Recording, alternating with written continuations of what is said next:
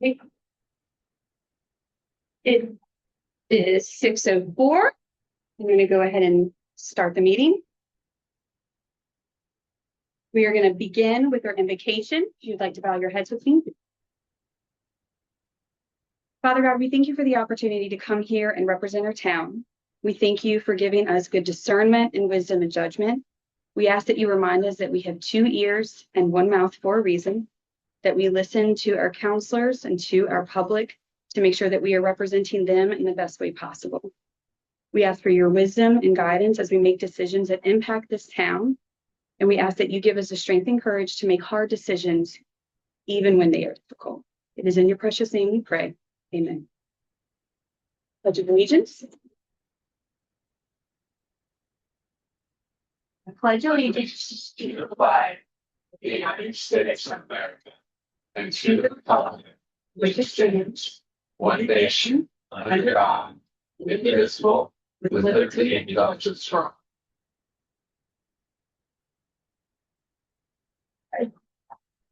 So our next item is the adoption of the agenda. I do think we have some updates that need to be made.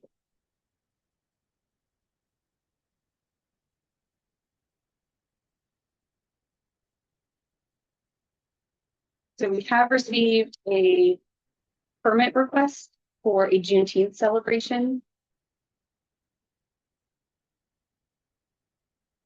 That may need to be added to new business for timing purposes. I'm sorry, I can't hear you. What do you? There's a permit request for a Juneteenth celebration from the Historical Society to add into new business.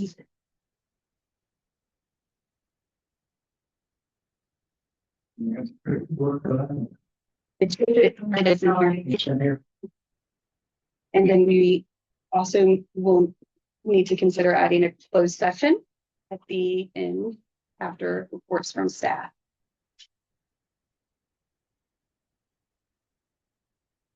If it is at the pleasure of the council. And Madam Mayor, that closed session is for discussion with legal counsel regarding pending litigation.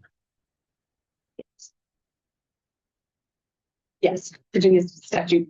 Yeah, we'll say that. We'll say that's. We'll say that at the time. Yeah, Yeah. That's what would be application. It's council's pleasure.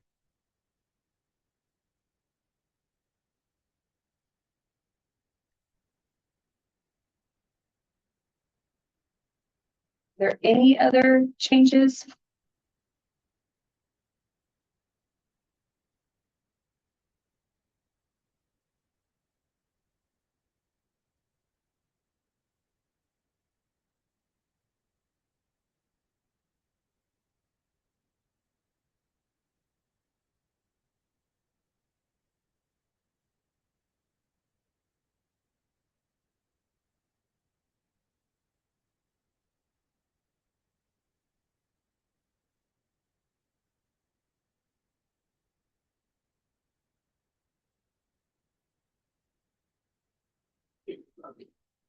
If there are no other changes, we can entertain a motion.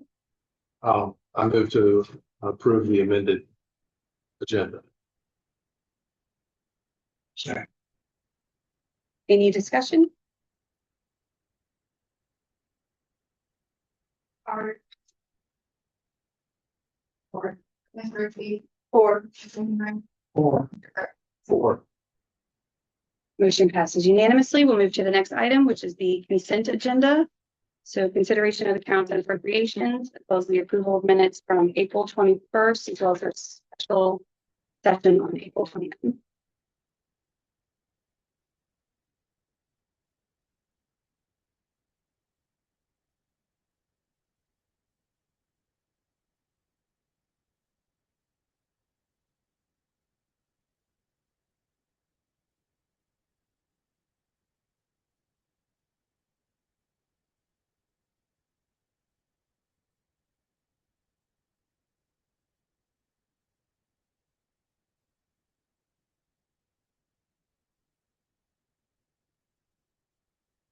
About the consent agenda. As presented. The second, I didn't get a motion, I'm sorry. I move to adopt the consent agenda items as presented. Second. any discussion? Just have one question. Looks like update went up on their price, is that true?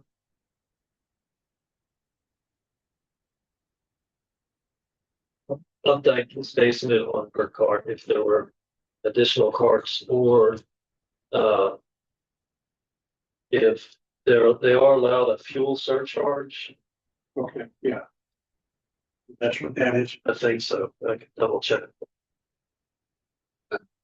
And I'm recognizing that I'm new to the council. We got the bills, I think, for the first time Monday. Do we normally get them earlier than that? And do we ever get a chance to see the invoices that we're paying? So typically, the preliminary list is typically, when I send you guys the packet about a week out, it wasn't this time, just timing. And then the final bill list you do typically get yesterday or today, time wise, with all the additional bills. I do not think that she typically provides the invoices like to you guys, but I wanted to see them or. So if we made a request, we could get them emailed to us. Yeah, I don't think all of them are scannable, just based off of like receipt, the gas receipt, the small like, fuel ones, but, if you wanted to come in or we could schedule time to grab something.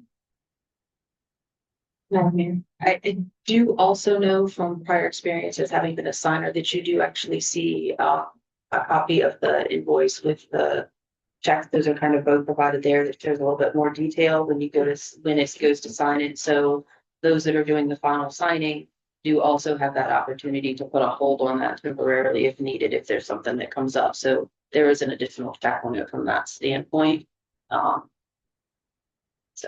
Yeah, to add to what Sylvia was saying, when I was mayor and vice mayor, I reviewed every single receipt and read it before I initial the paperwork for them to go ahead and pay bills.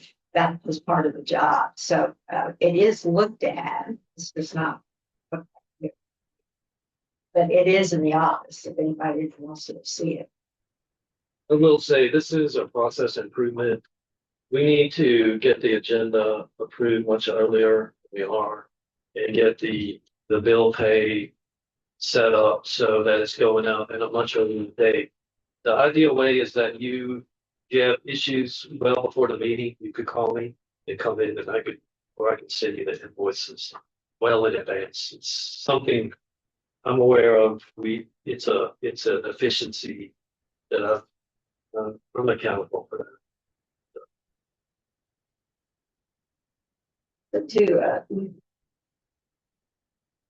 But in regard to Roger's question, my only question is if they did an increase, if they counted up the budget For an increase in what? of that. Updike had no fee increase. It was, everything is status quo pending a full year review of all costs, including commercial solid waste costs.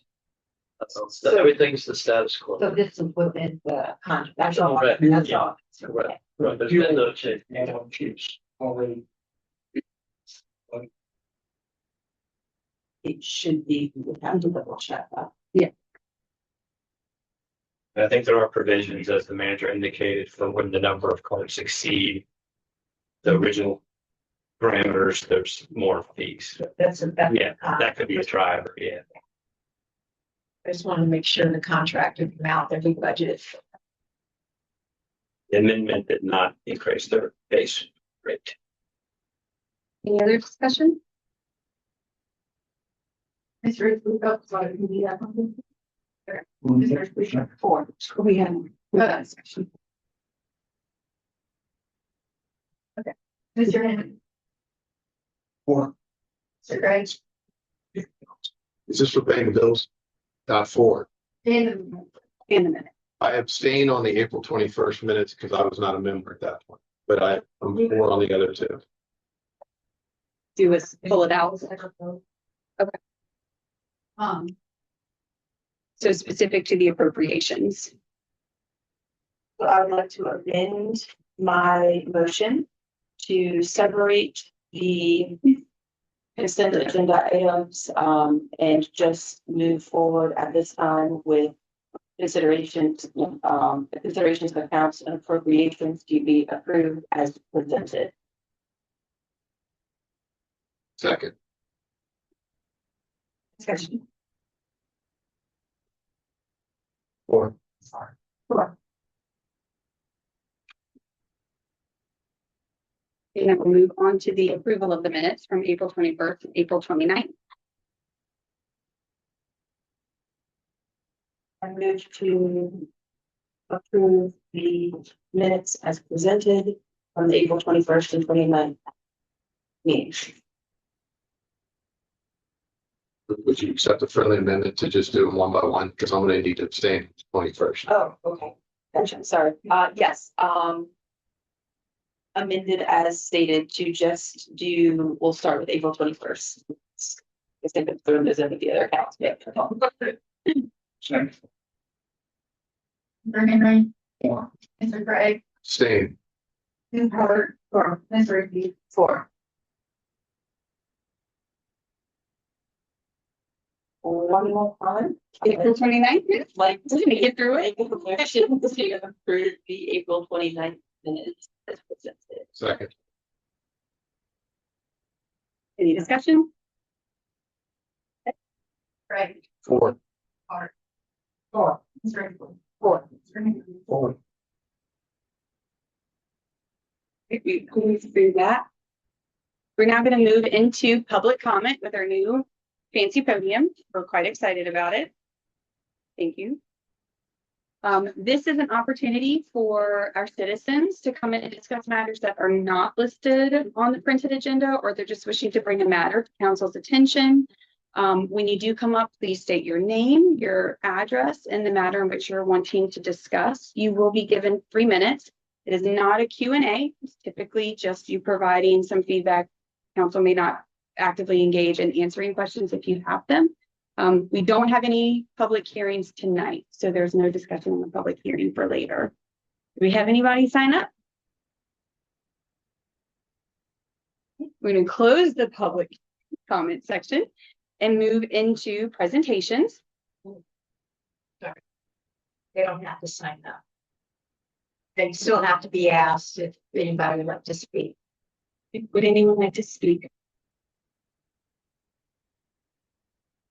We're going to close the public comment. We're going to move on to presentations, which is the recognition of vendors for volunteer work. So this occurred March, April. I feel like it was April. So I'm going to read our proclamation just in support of the Reach Day event organized by the Point Church.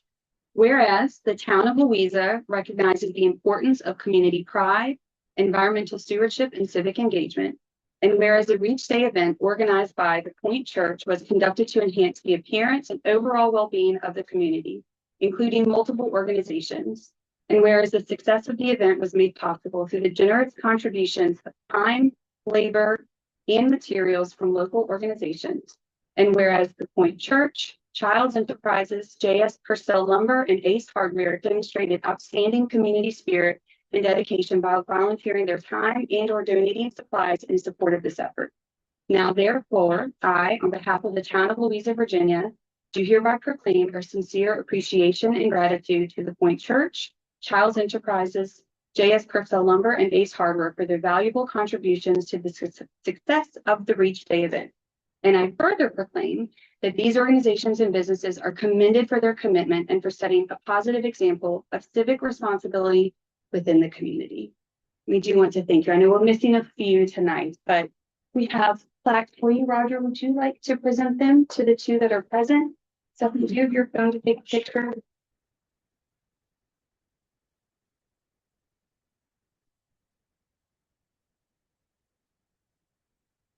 Yeah.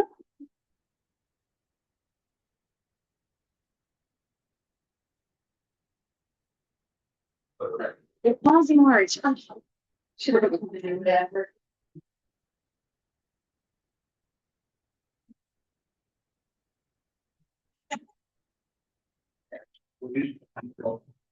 This.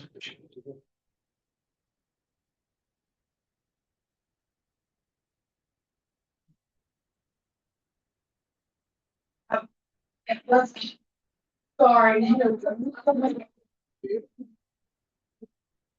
Thank you.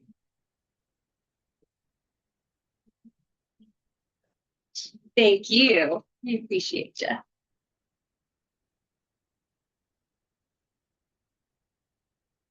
All right. We are going to move to the next item on the agenda, which is item 5, appointments. And the appointment of an interim council member. Madam Mayor, I just want to add that while that's number 5 on the agenda, it is still technically tab 7 for you guys. Oh, okay. Your mind just said.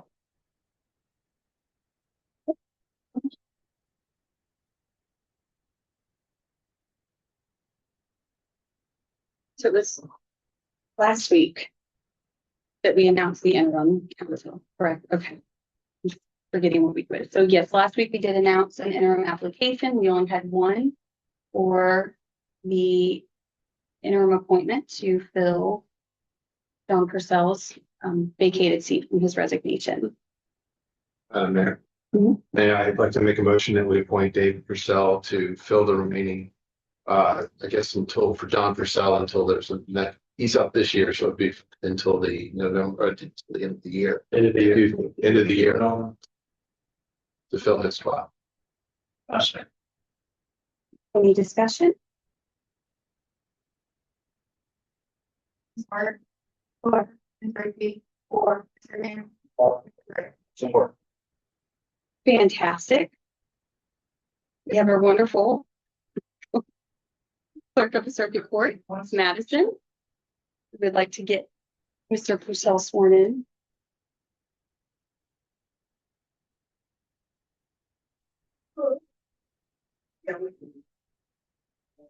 I, David Purcell, solemnly swear I will support the Constitution of the United States and the Constitution of the Commonwealth of Virginia.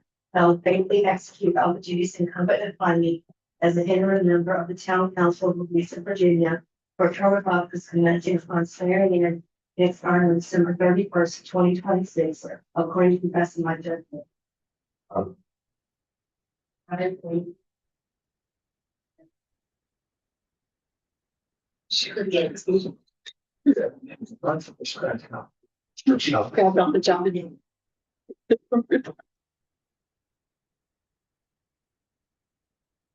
It'll save us money on the nameplate. We saved a seat for you. Oh. It's be too late now. Yeah.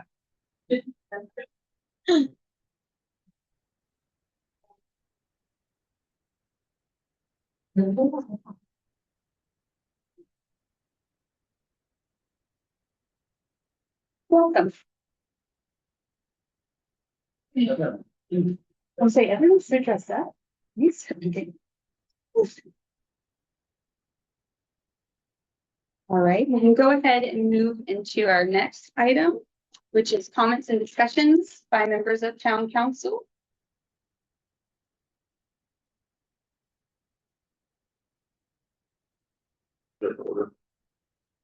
Popcorn. Okay.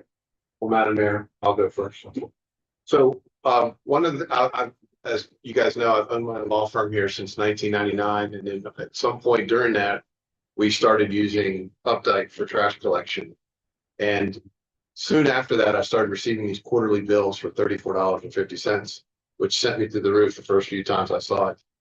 And I always thought it was like we were getting charged extra as a business. It wasn't until I became a town council member a few weeks ago that I realized that Updike, that was not included in the fee they were quoting. And so the town's actually paying that, and then the town's sending the bill to the commercial, the operation. So trying to stay in tune as much as I am, I didn't know that. So I think it might be helpful because I know the business I've talked to, we all kind of bemoan the quarterly trash bill we get. And it might be worthwhile for somebody to send a notice to all the businesses that we're not charging you extra. We're just charging what we're being charged because this is not part of our taxes as citizens of the town of Louisa. So I just think it would help clarify that maybe make them a little happier about paying the bill versus thinking they're getting charged extra versus the taxpayers. Because that's what I thought.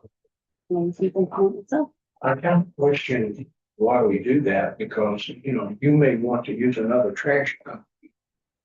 And you stuck with this one because we've got it through the town.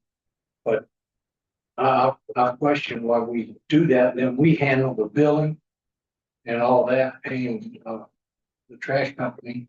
We don't get anything for that, so I was just questioning why do we do that? Why don't we let you, the business owners, pick who they want to use and do it themselves? Is it better this way? Worry about coordination of multiple trash trucks on these little towns. I don't necessarily have an objection to it. I just think it needs to be explained better to the businesses in the town that the reason you're getting the bill is because it's not part of it's being billed. The taxpayers are paying it through the taxes, but not the businesses. Right. So I think it's a little bit different situation, the way it's being billed. And so I do think some of the commercial companies actually have private trash service. I think there's a couple dumpsters in town, so that they probably don't. I'd have to talk to the town manager would know, or the clerk would know if they're being billed separately. But I'm fine with the way it works. It works okay for me. I mean, they do occasionally miss my trash can, including this week. But hey, we work around it. And it is pushed to Tuesday next week, public. Right, or Wednesday, Pickup will be next. just it's Tuesday. Also let public know we don't charge for the bill, and that one, Sure. there's no extra charge. Other comments or discussion? I give. Anybody else? One, I'd like to welcome David, welcome to the Louisa Town Council. And I wanted to let everybody know that right at the current moment, I am not planning on running for reelection. I joined council over 3 years ago. I'm an engineer. I'm a corporate, was a corporate head, operations, maintenance, engineering, finance, extensive experience, but yet I've never been allowed to do anything on any committee that utilized any of those skills. And I realize that these are all political appointments and that's the way it works. So I'm not saying anything about that. But there's no point in me. I can do better things with my time.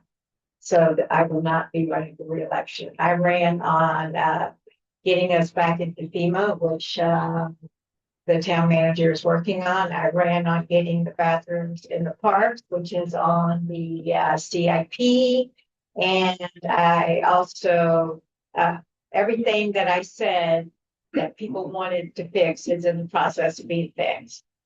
But that is the reason. And so I'm just letting you know that somebody else will be.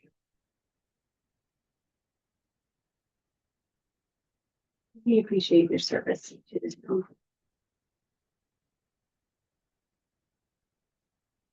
Any other comments? And I'll save the update for the Sunset Market to the committee reports. Okay. So we're going to move to our first item of old business, which is discussion and action on the amendment of the sign ordinance. And stuff is that under 6? I 5. Where this has come from, I know we talked about it last month, the murals. What was your question? Oh, I was just explaining what we were. Oh, sorry.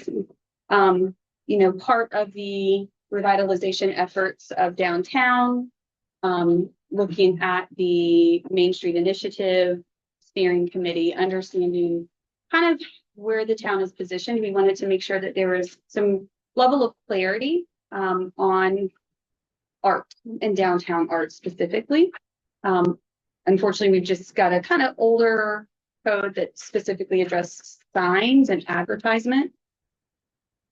With the help of our wonderful attorney, we're able to get a mural ordinance put together at your direction. Jeff was really good about keeping it pretty broad, but keeping it focused on the Virginia Main Street and VDHC, because part of that Main Street initiative is the membership of the VDHC. So they've already got a pretty robust definition of murals and acceptable art and things like that. So staying in alignment with what the strategic plan is for the revitalization of town, that mural ordinance mimics those guidelines.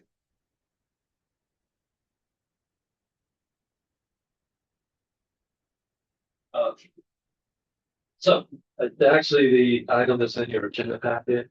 Mhm. If you go into more detail. Everybody with me? Called non-commercial murals in the town code, right on that page. Okay. Alrighty, so background, currently the town code only allows wall signs. Not really murals in the general commercial zoning district. Technically, the lat for mural is wall, but there's nothing really in our code that addresses murals, particularly non-commercial murals. They're primarily designed to advertise to bring in business clients. There's nothing in there really for non-commercial or aesthetic purposes. There's a little handout here on the Main Street program. Main Street program talks about, and the downtown is in the Main Street program, talks about the value of signs really briefly in the introduction. Says the signs can animate spaces, tell a community story, create a sense of place, enliven the experience of the community. It does provide some guidelines, but I think we all know what they are. They add an element of charm and quality and aesthetic to the downtown and give it more of a sense of place, particularly if the murals are tailored to the history of the community. So the issue would be, should we amend the town code to allow non-commercial mural? It's not in the town code. So my answer is yes. Murals on buildings have positive features. As I said, they add charm. They're part of the Main Street program. I think the only issue may be that one person's aesthetic of a charming mural may not be the same as another's. And I think we need to be careful that the code factors that in. Perhaps a mural, someone could put up a political oriented mural, unless it's delineated carefully and has some level of review. So my recommendation would be to clarify what types of murals would like to see in the town, and then consider some form of review. In other words, you wouldn't really want the town manager by right to approve a mural. You would want some review and some standards of quality, so that not just anything could be placed on the wall. I'm not quite sure how to define that. That would require further research. Town attorney did include a sample ordinance, and that we could go through the ordinance if you'd like. We could look at it quickly. Definition is a mural is a painting or artwork applied directly to a wall, ceiling, or other large permanent surface, becoming integral part of the structure. They're typically large scale, intended to transform space that may be painted or fixed onto the surface. Murals on exterior surfaces of buildings shall not have any commercial or business content. So again, murals are wall. I've seen this with the checkers on the sign ordinance. They're considered wall signage as a general commercial allowance. This is something entirely separate. We just don't have it in the town attorney recommends to be consistent with published guidelines in the Virginia Department of Housing and Community Development Virginia Main Street mural text sheet. I'm not sure why there would be a violation, but I guess that's if somebody just put something up that didn't conform to standards.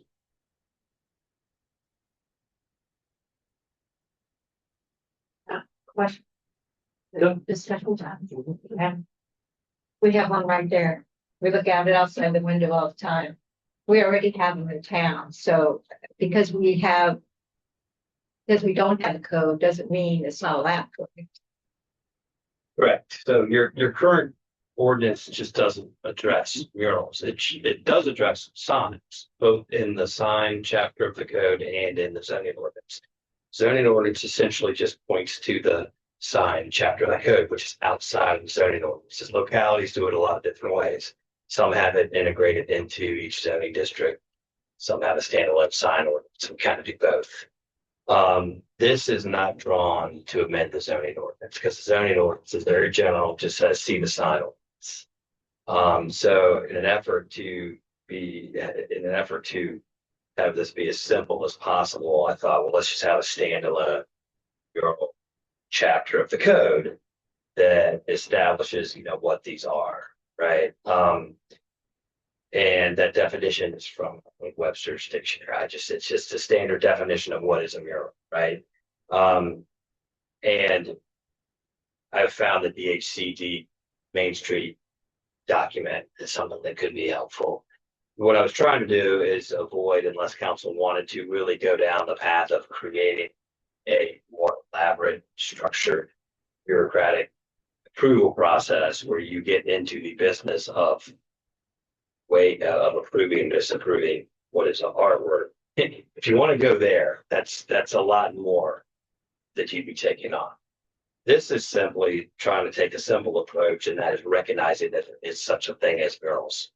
And in looking at your sign ordinance, it really is geared towards businesses and advertising, commercial interest, and it might not be said that clearly, but that, in my opinion, is the sort of the point of the sign ordinance. Not to in any way tell people what non-commercial things they can pay on the side of the road, right? The town is not HOA. The town doesn't have a property maintenance code. The town doesn't regulate aesthetics generally of properties. So you're right. Murals can be painted now.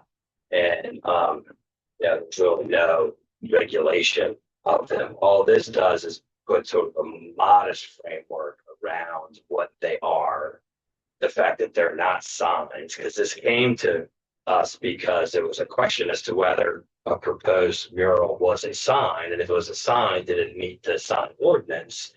And it was confusing. So that's why we talked about it in the prior meeting, and the consensus seemed to be, well, let's just try to come up with a standalone, simple mural ordinance. That's what this attempts to do. Now, there would be a penalty if someone, for instance, painted on the side of their building, and it was a big advertisement for their entrance, whatever that may be. That because this is defining murals is essentially as art, not as promoting a business. It'd be both. Okay, we're not getting into that, but so there could be a violation. It could be a violation if it so far deviates from what the Virginia Main Street mural guidelines set out that it's clearly not within the framework of what anyone contemplates is being acceptable. So it's trying to keep it as simple as possible, without getting into a complicated process for approving things or denying those things. My only concern is when they fall apart, when the paint starts peeling off and everything else, because you go to Richmond and you see all the murals that are like half there.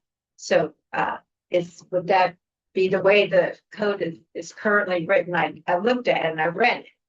So I understand what you're saying. Yeah. My question is, do we need just an internal policy that whoever puts one in is responsible for maintaining it in a like new manner?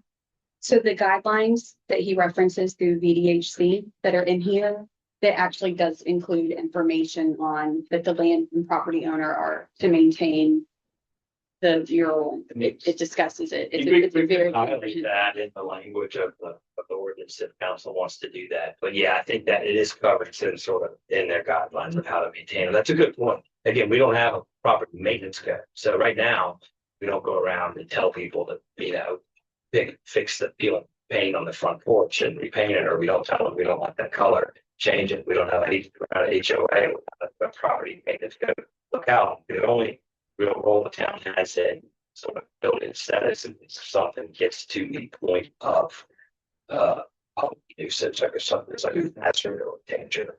And that doesn't happen very often. We've done a few that got close to that, but I'm not sure we did. Yeah, we attempted to do that.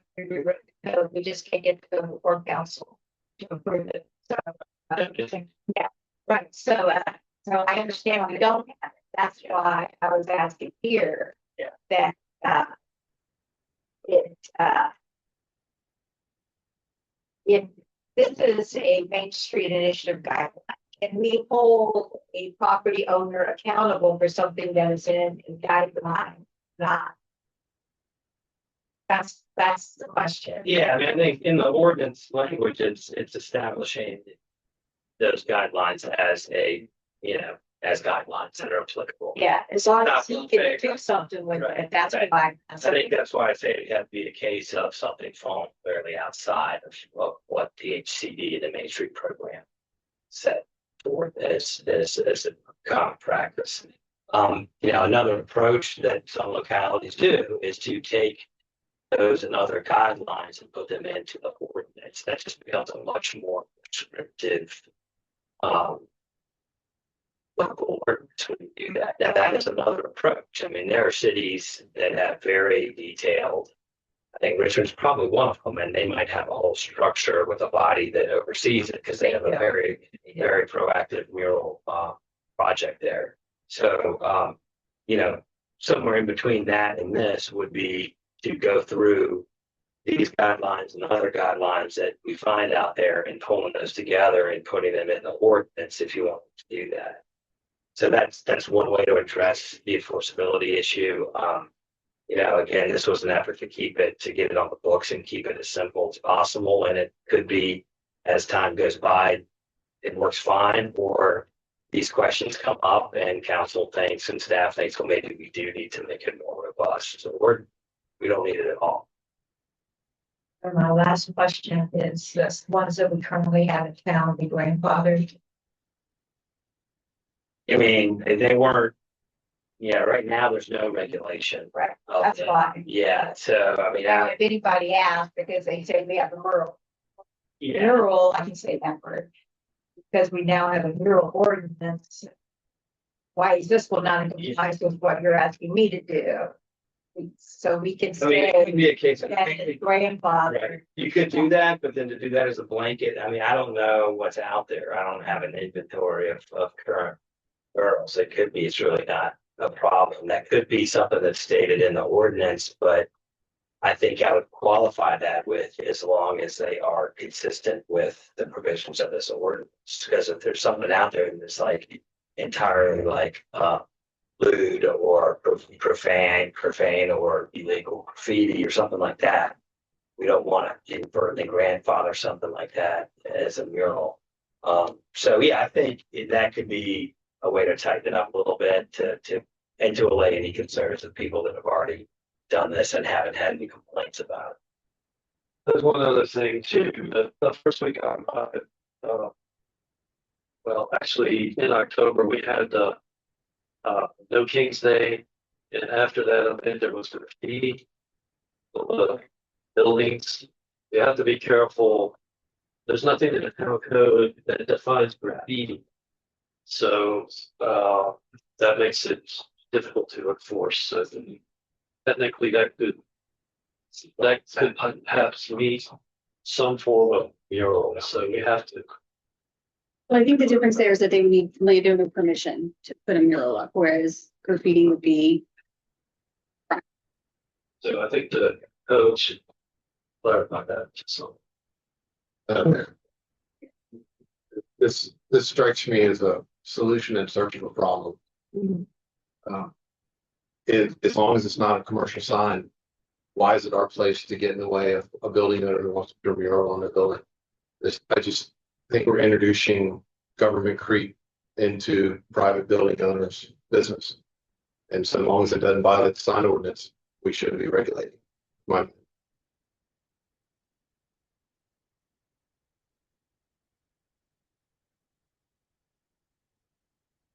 And I would say one thing, that this recent inquiry brought up was just the sign ordinance regulator. So, one thing council could consider, even if you don't want to go forward with any form at all of regulation, is some sort of clarification to the sign that it does not regulate murals. Yeah, I mean, I don't know if that'd be valuable or not, but, And I think also part of the intention with having at least a definition of a mural so that when those property owners want to do that, certain grants that could be provided through BDHC or tourism grants. Sometimes there are requirements to understand what the locality's positions are. Murals. And so if there's something that at least just gives some guidance that we define a mural, it stays within the BDHC, then that's why Jeff was keeping it as broad as possible to not infringe on those property owners. We don't regulate symbol of them. They go to affinity up there and we can't say much. They can say it too long. Well, I know when it was clearly not artistic, but making a political statement, I would define as, Martin, you would call that instance. Do you not remember that instance after the notice sent down? Yeah. So each storm, we had no code enforcement, so other than switching.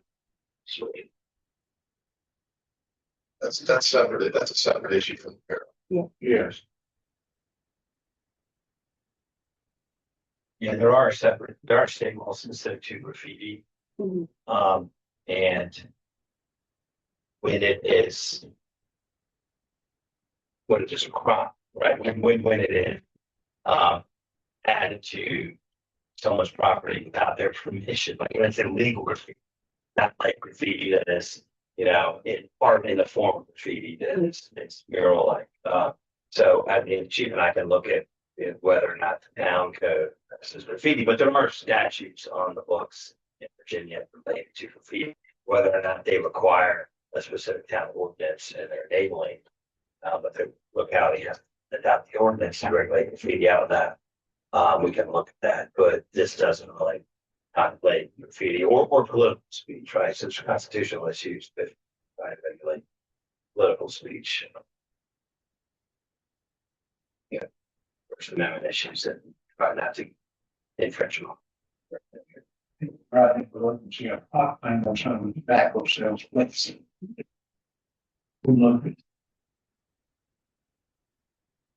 at He's saying that there are some grants out there that we can't put a mural up if there's not a mural code, or if we didn't do anything, could they still apply for the grant? I'm certain they probably can. I mean, sometimes there are certain grants that do require, like, have some specifics about like things that have been established, but not all of them by any stretch of the imagination. And we don't need to belabor this topic. This is a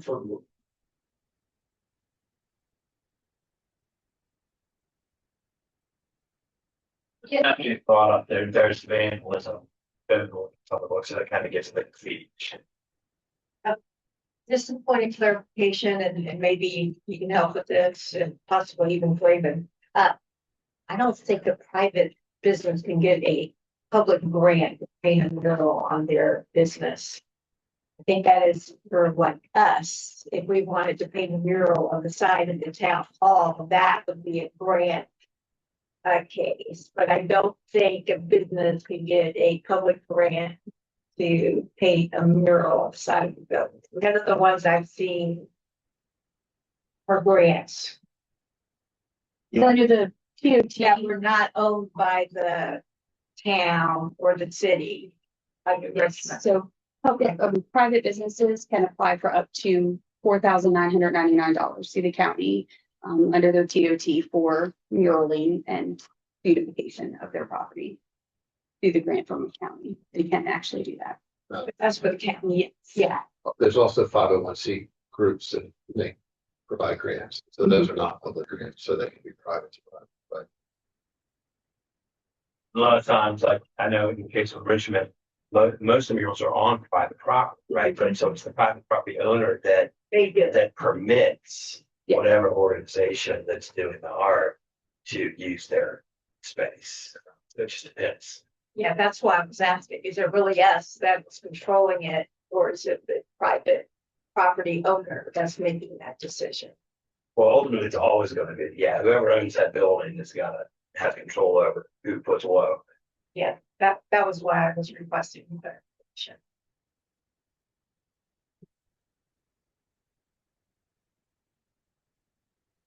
So we put this together at council's direction. So, we'll just, you don't have to do We anything can tonight. pop a pen in You it can give us different direction. and just, Different additional direction. And you can let us, or you can let us sit for a while, whatever the council wants to do. We're just looking for your feedback tonight with this.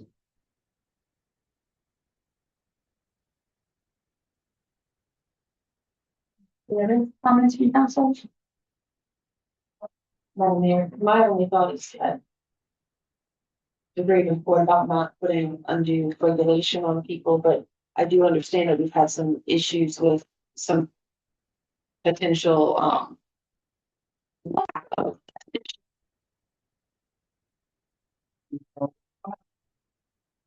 I guess my recommendation would be to see what it would look like. If we kind of differentiate if we don't do anything else. Mr. Gore suggested at least maybe define the difference.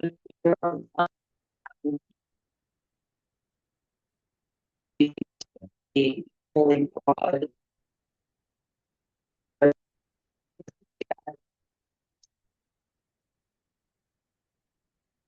In the overall percentage of building, what percentage is that, we haven't really defined it.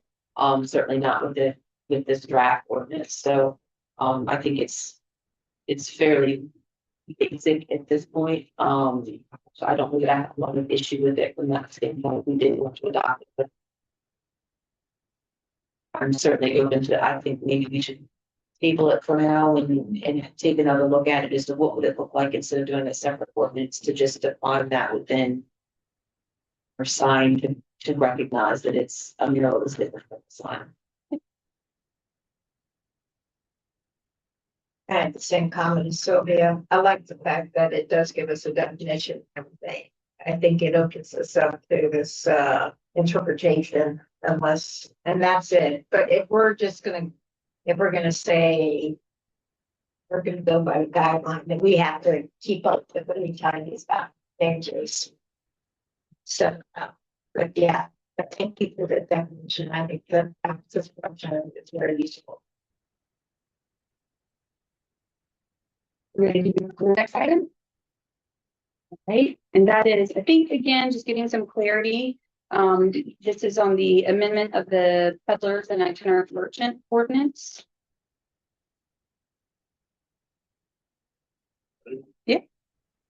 All right, so please turn to your item. Report in the packet. Vendors participating in community events. Have it, everybody.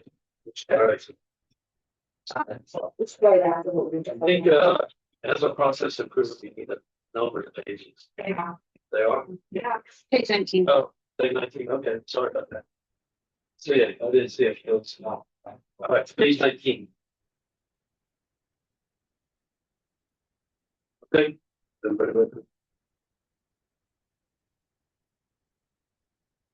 Vendors participating in community events, fees and taxes.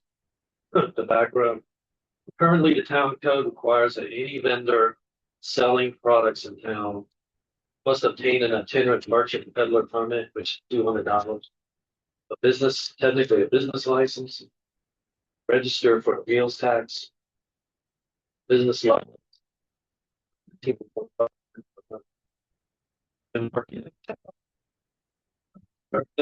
So, in town,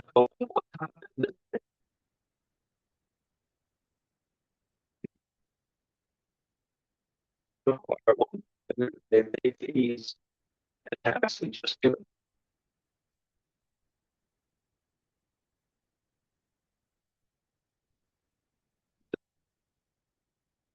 But the issue is how do we encourage one-time vendors to participate? The event.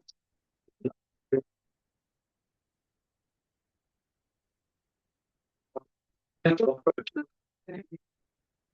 Other event.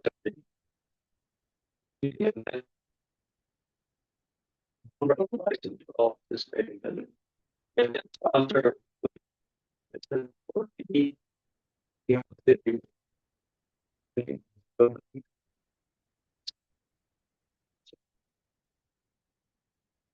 No,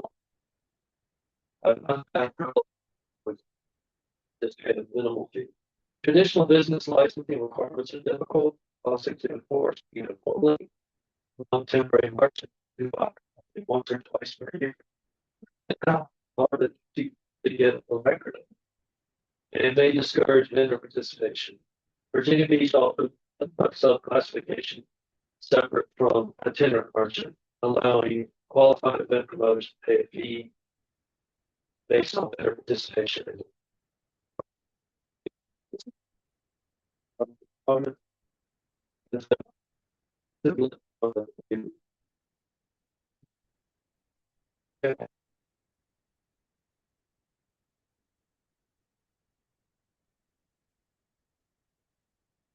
To define the town code, perhaps tie this to the town special events provision, which we may need to have updated since it focuses mainly on outdoor music. But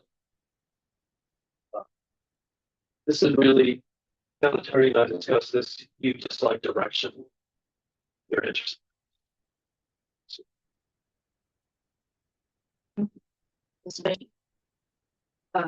Question is, who is the sponsor? And the reason I'm asking that is um, created this new community that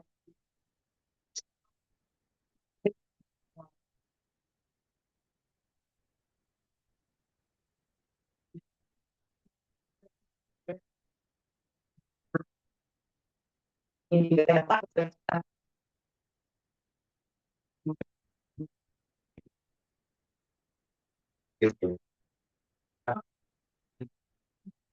that get license. Definitely a nonprofit, or so there's much more detail that would have to go in here, right? So, yeah.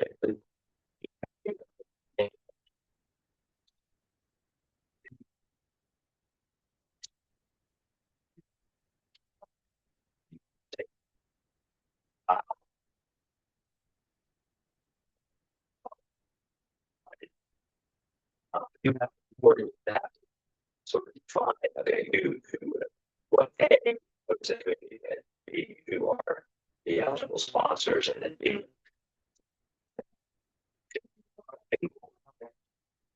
does that cost? And things that be for either the year. Understand that, so I know it's that, I just don't want to get hit with the fee every time it is. Typically, that be for the sponsorship already paying.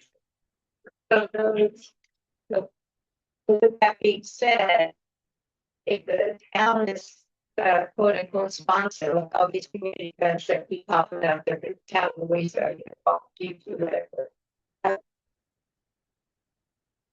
There, there is no fee, right? Maybe it depends on what the ordinance says. The ordinance, could have a lower fee for nonprofit sponsors and government sponsors versus other sponsors. So that would all be in the details.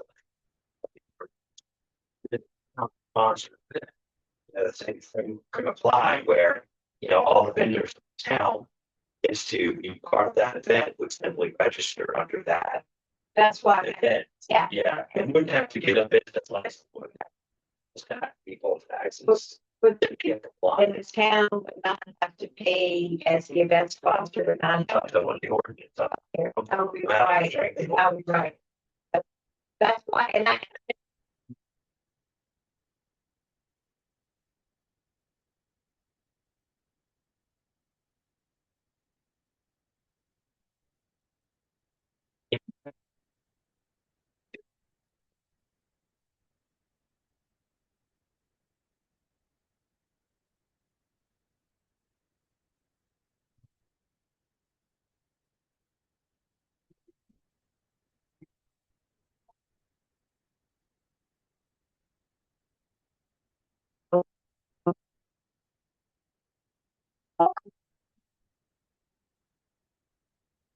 evidence now. Individuals.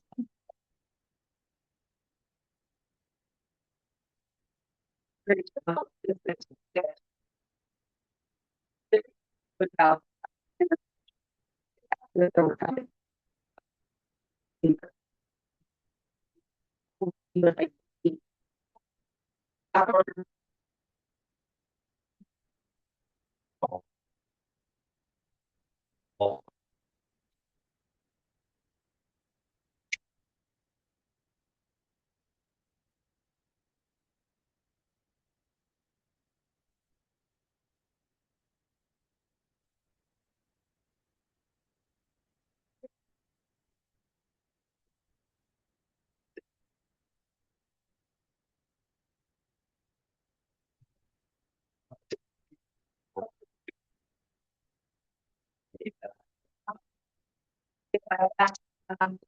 Is that what exactly is a infrequent vendor?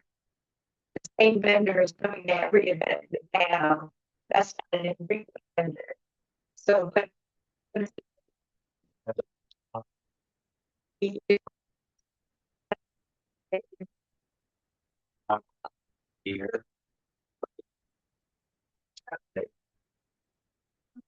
Um,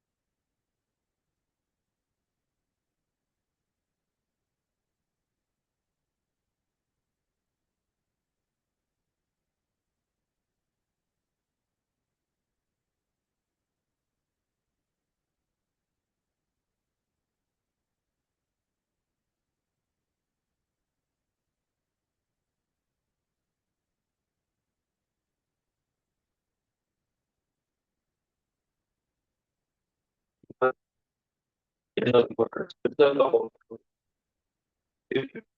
The, uh,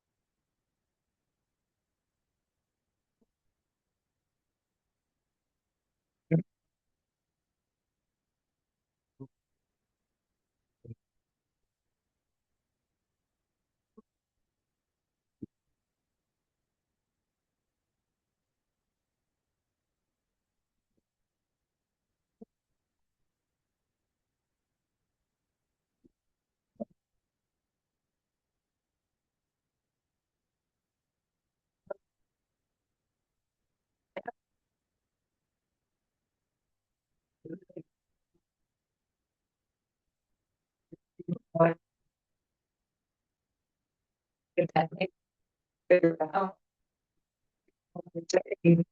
And repair the number now and then. So that is the CIP. However, this is the same concept. And think of adjusting of it is the cost being in a inflationary environment, part of it would cost. It's probably more beneficial this year. We just stick to what we can do in this year and then see what the need is and then keep looking at out years. Because the- well, it's- Well,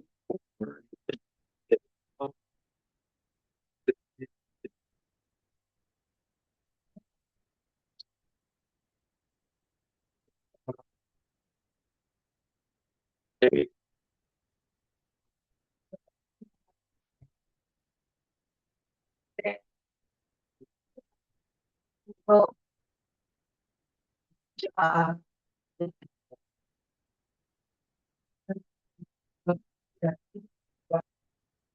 no, on rail, or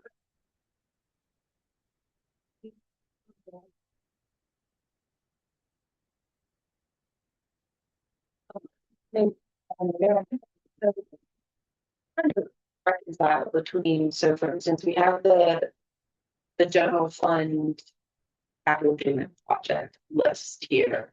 This is what was added to. That and I know, um,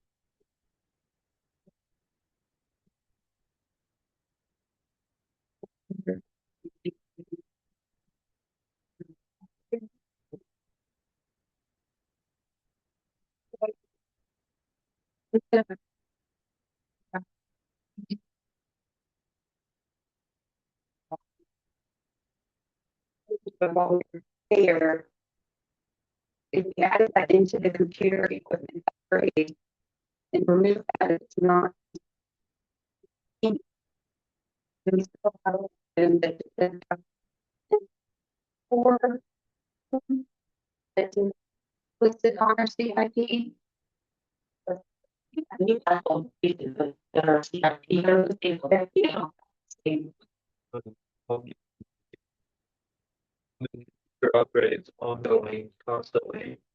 Aging equipment, it's not really, the equipment is now almost 10 years old. Yeah, it should be listed on the CIP. Right? I added the server 7,000 into the computer. Upgrade my for the Thing, look at the code.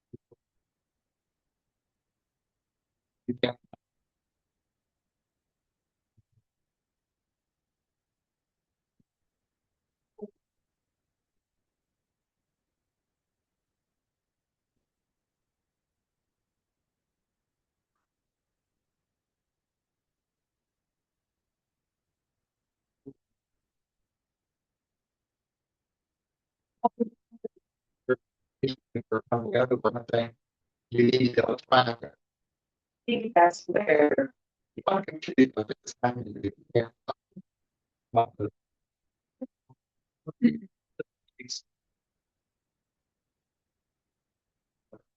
the need to you have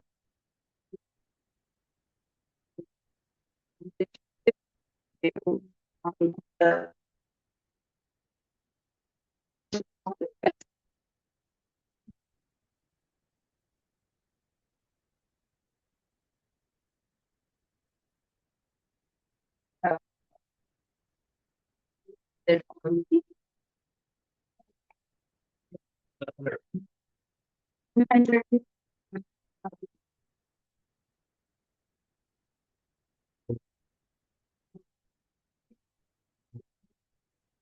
like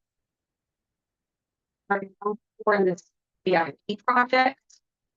It's listed here. And, and so I'm trying to figure out what that is for and do we need it? Yeah, that's for an ongoing operational thing. The note from last year was town hall campus emergency maintenance, for instance.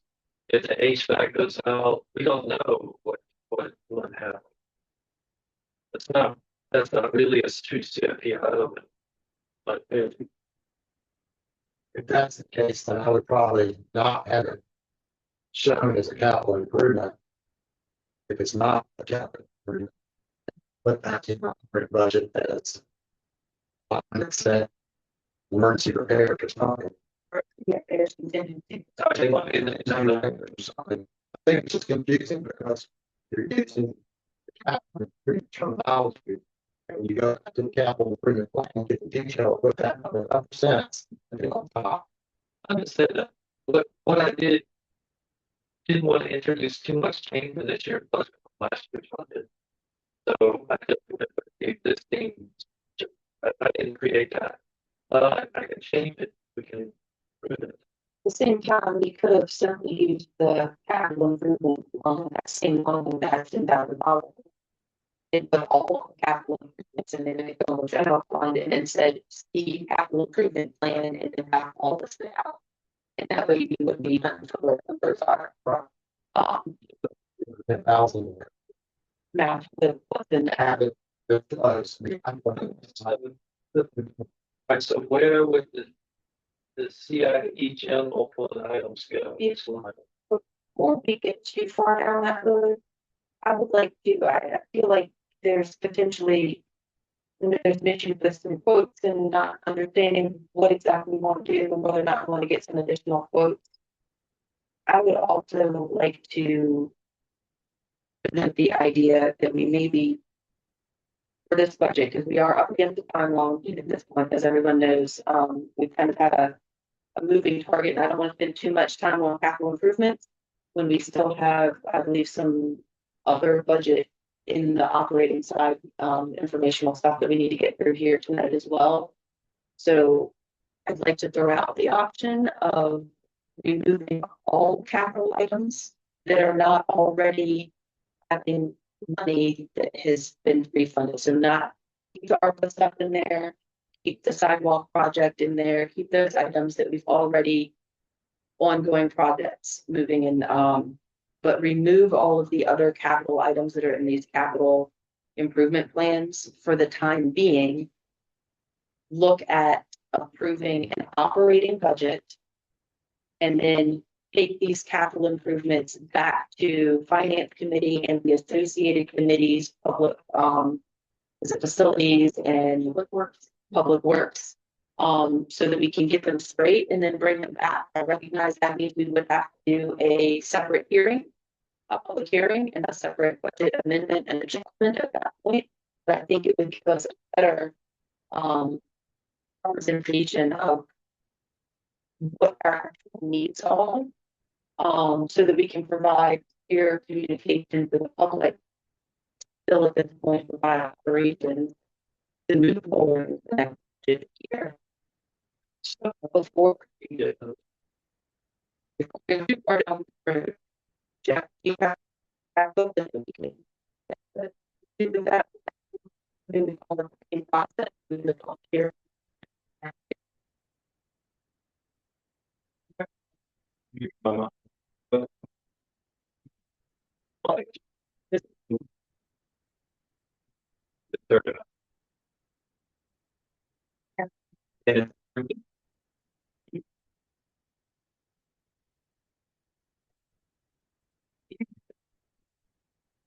Down projects. Okay. Right, so That's for any excess revenue. Yeah, you don't have to come back. You can only adopt a capital improvement program. You're supposed to have one, it's a 5-year program, you're supposed to do it a year, right? And so you're only gonna fund obviously 1 year at a time of that. You can look 5 years ahead, but you only fund 1 year.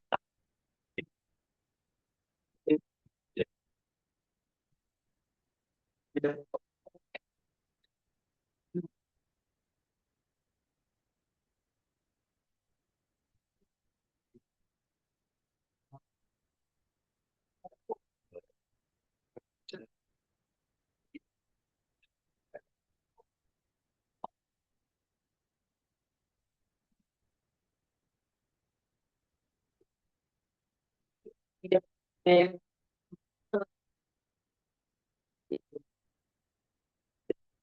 revenues, it's basically coming from fund Yeah. reserves. Maybe it's identified as a reserve. They're all coming from reserves. Okay, and Yeah. if I may. I mean, the code, I went and looked at, anticipated the issue. It says that any locality may include in its budget a reasonable reserve for contingencies and capital improvements. Yeah. So probably perhaps, since we're up against it, a lot easier to just put a general reserve fund amount. Perhaps 100,000, since that's the ballpark where we are with the CIP. And we can figure it out later and we'll come back to the amendment process, but we don't try to delineate it today and we take it back out of the budget. Take what the town manager put into the general budget, pull it back out, and then let's just set it aside in the general reserve fund. Right, and we'll figure it out later. Even though they're different funds, it's a general Well, fund and bonds. We would have one for each at that point. I would think it would be a capital improvement general fund. And then we could do the same thing for the other, for the other funds that would stand to reason. But As long as it balances, you can allocate.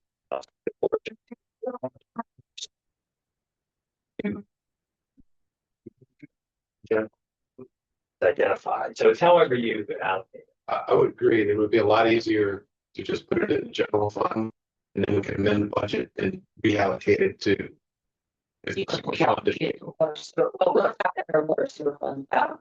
The funds.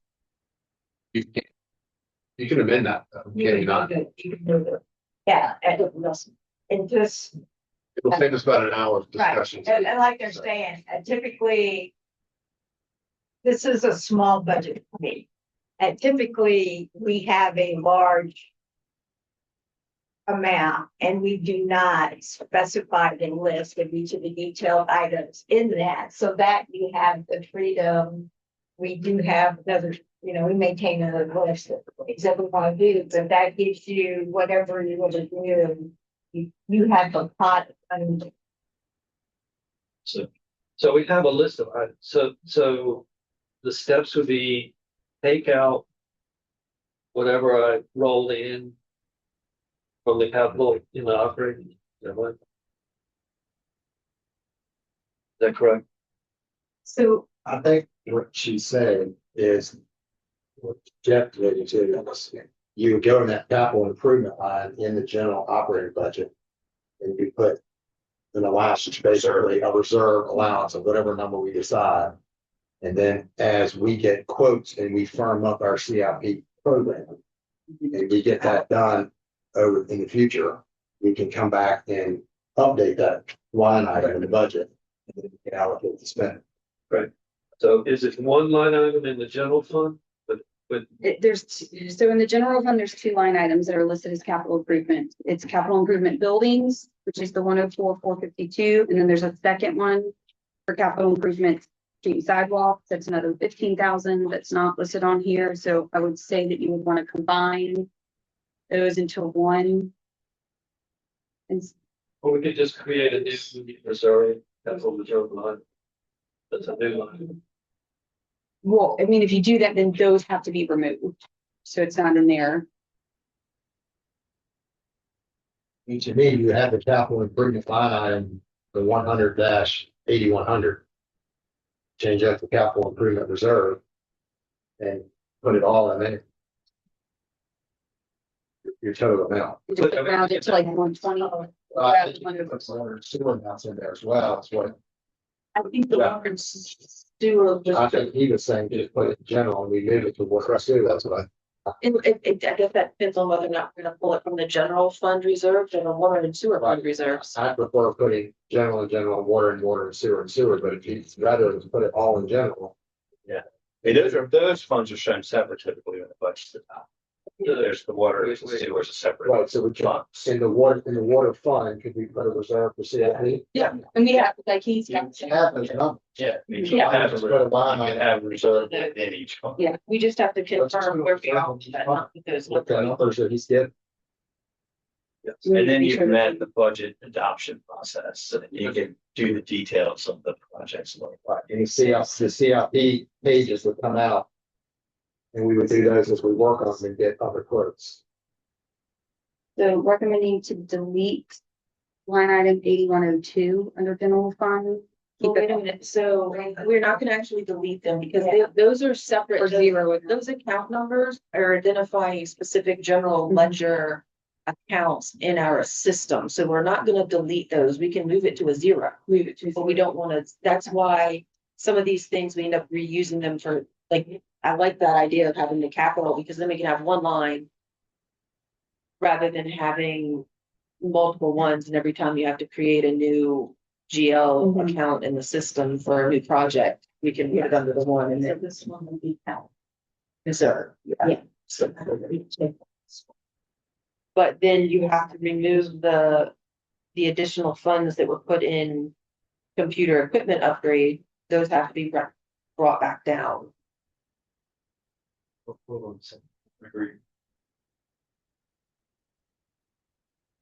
Right, so. Whether Stewart on that. He's getting I'll have to take notes here. Rather than me thumb through, so just describe what I take out and where I place them. On the capital improvements under general fund expenses, which is the very first entry. after the grants awarded section. What line? It's line 52 with 2 stars next to it. Okay. That should say capital improvement reserve. That's the 8100.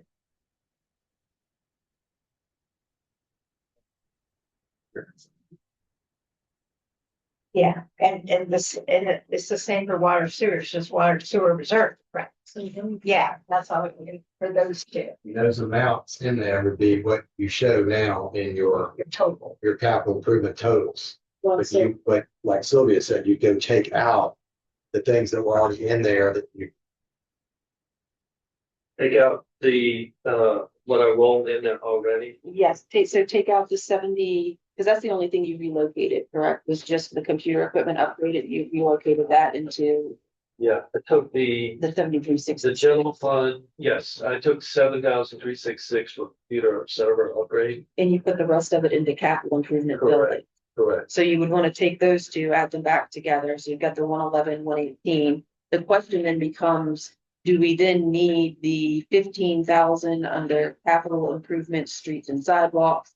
The $10,000 that's already in that location as well?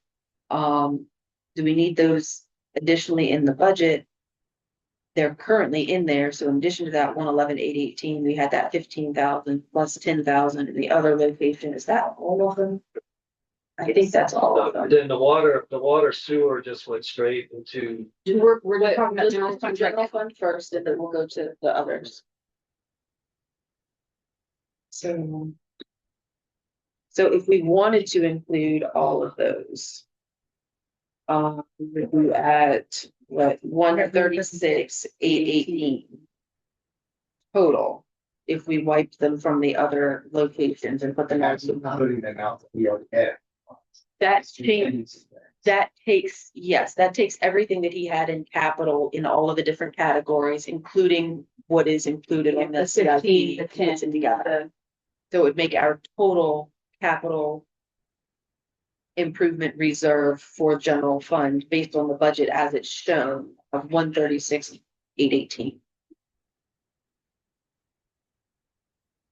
Now, if we're comfortable with just using the 111, 818, or we could split it in the middle and do 120 or something, and that would save us 16, 818 out of the budget, but then we gotta see what it looks like on revenues at the same time, so. Based on the discussions about the route. That I just wouldn't leave it at your number. So 136, 818 would be the adjustment. So based on that, our computer equipment upgrade line would go from 17,366 back down to $10,000. okay, what was it? The computer upgrade. Goes back to 10,000. Okay. Our capital improvement reserve, which is 100, is last four is 8,100. Goes from 10,000 to 136, 818.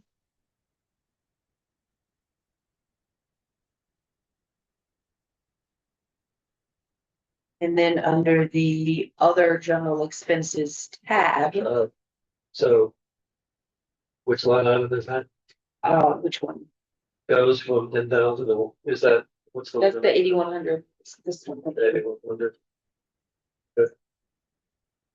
That's the account number. Okay, Associated account number is 81. yeah. Okay. 136, 818. Mhm. Good. And the under streets and sidewalks capital improvements, both of those lines go to zero. Yeah, also all three categories under there would be zero. All three categories with it. All three under streets and sidewalks capital improvements would be zero.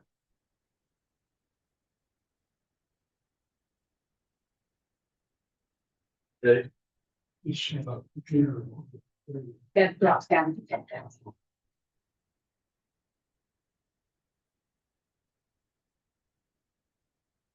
so really in the general fund, there's just one capital reserve item from 136, 818. Correct. Okay. Got it. in line item 8100. Correct, which is on the second page of the general fund expenses versus tab under your Excel spreadsheet. Does that change the overall budget total? No. The budget total should stay the same. Correct.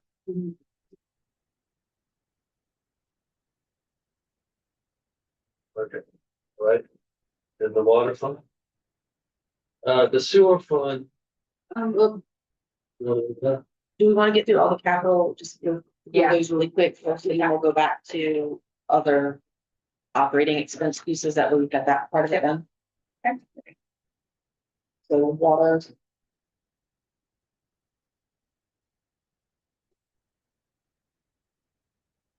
The water, we have, the ARC has been delineated. We'll leave that as No, is. that's- ours has already been added. Yeah, that's good. It's, yeah, that stays as is. It's the, I'm assuming that's the 15, the 25. Is that correct? I'm sorry. Those are the hydrant replacement and maintenance. And the contractual services, water operations, those are ARPA. no, No, the 290. line item, 290. the 290 that's highlighted. And the 351 The 351,022 is for the water line project that is US funded through the USDA. They'll stay, not touching those. Correct, those will stay as they are because they're existing Now, projects. Look at these other four that are under capital improvements, we're basically gonna put them in one line.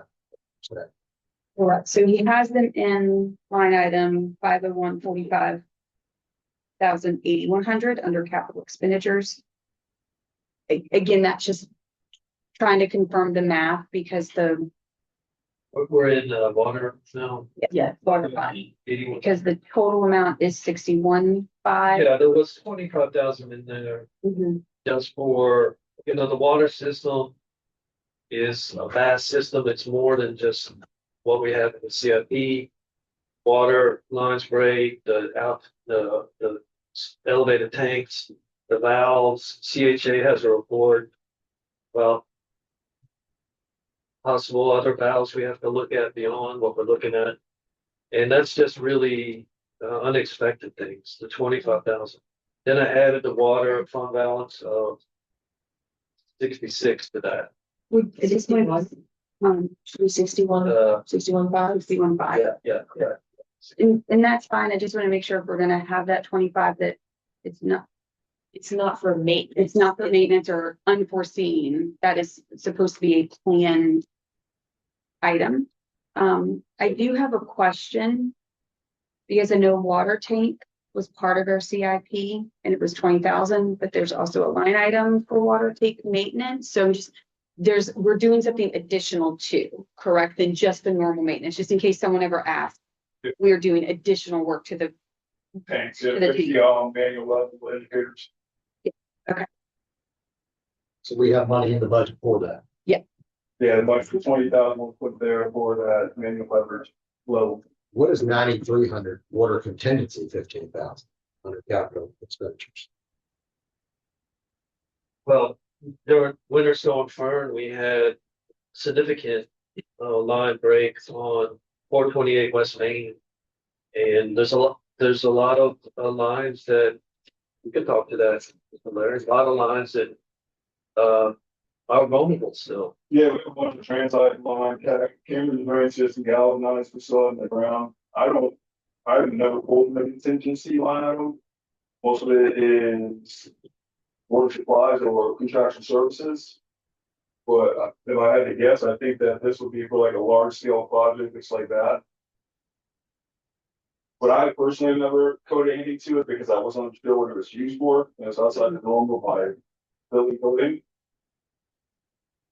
Well, it was approved last year, and the prior year they spent 16,832. So I did want to zero it out.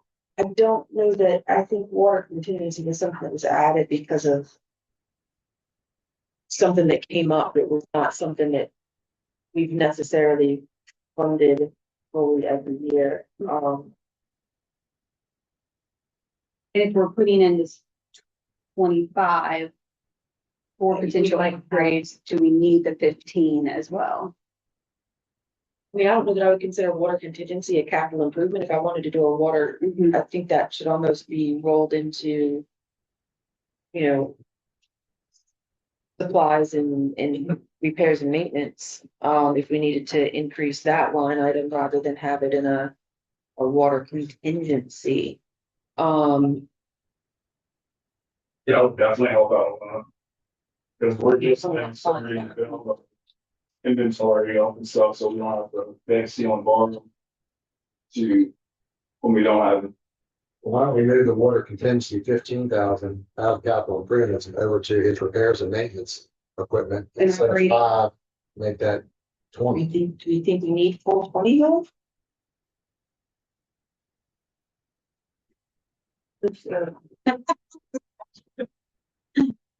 You know, what, 3 or 4, 16 valves that need to get replaced now that don't function properly. We don't buy them until we run into them when we're going to shut something off, fix it. So there's a lot of stuff around that needs to be addressed that need funding to address it.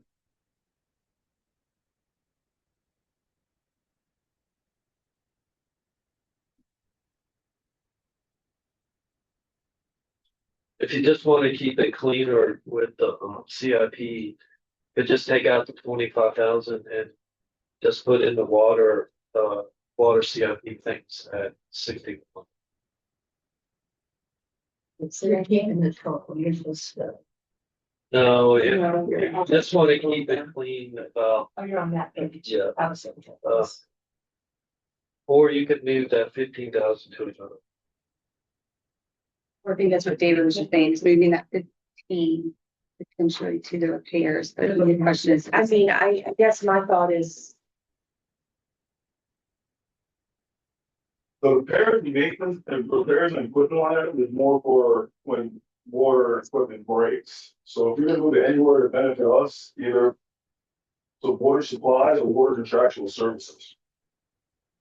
I prefer water supplies because I can use that line item for like the 30,000 I spoke about, where we don't have to impact this community by cutting off water. It's a wet tap, which means we don't have to cut off the water and do a cutting. I will say, so if you look at that line item, that one is 4,500,6,001.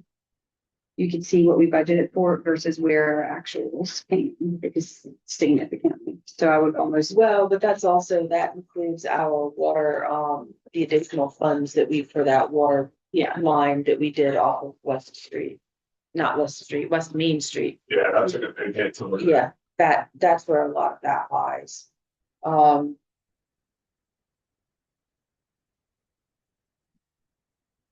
I mean, I can see increasing, I mean, maybe we split that up. I mean, you can we can literally keep it the same, but if you wanted to move. That's a question. So is the goal tonight to try to have something we can approve that goes to publication on Friday? Is that what we're trying to do? Yes. So then we kind of need to go through this exercise as opposed to delegating it to the town manager and the finance committee and then taking another look. That is an option. We could have one more finance. It's Tuesday. I would feel better if we can try and work through these. I don't think. I'd feel better if we could try and work through it with a full council session, because if we approve something at committee, if we look at something at finance committee and it hasn't been seen by full council, I don't feel comfortable with that. But I'm just recognizing it's 7. It is, yeah. And You have a lot of meeting left to we're go. still on CIP at this point, which is concerned.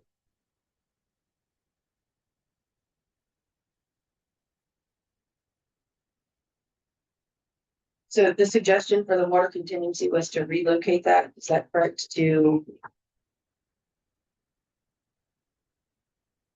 Would you want to move that? You said to supplies would be better for you? To split between supplies or jobs and services, because like I said, we're literally at a point now where we're starting to replenish our inventory. With a deal in the past where we didn't have stuff to do, so we had to farm from the LCWA. Right now, we're getting for built so that we're not running around looking for fittings and all that. Just if you moved, I mean, I just don't need that much, but Because we've already added the capital expenditures, additional 25,000 over what we have on CIP. Right. I mean, I'd like to maybe see take 10,000 out and add 5,000 to supplies. So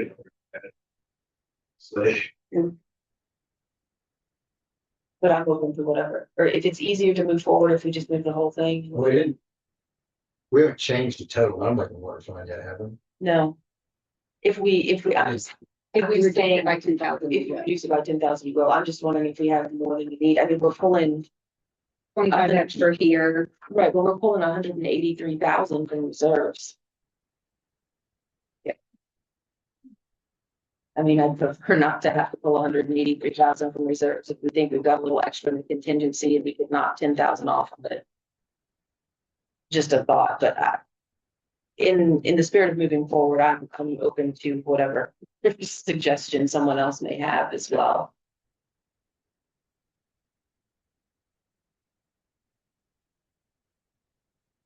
And we have a very aging water system that has been neglected over many, many decades.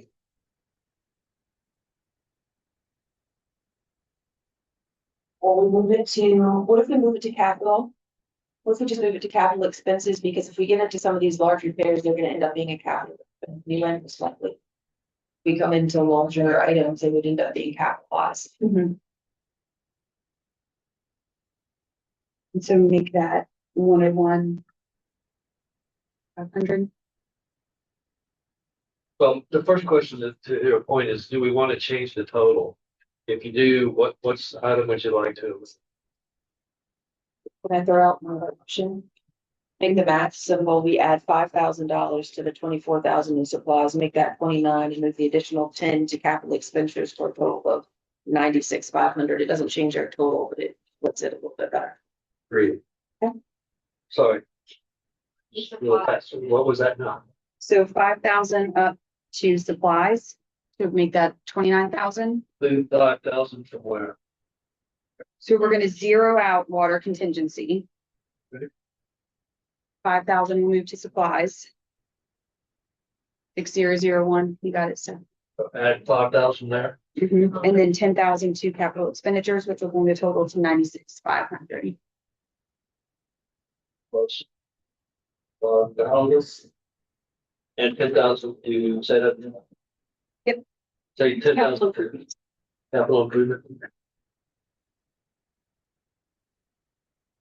Capital expenditures. Capital And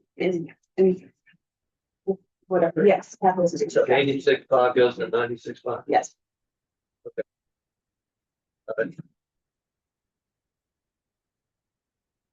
Right, so no change in budget. Okay, so sewer fund. This one's cleaner. I just I put, think that was time. So, I think sewer time. yeah, Stewart was. Stewart. Tie. Oh, yeah, yes, they do. mix. sewer, yeah. Yeah. I don't need to do anything to that. Yeah. Unless we want to move to be consistent sewer contingency into capital improvement, but I'm indifferent.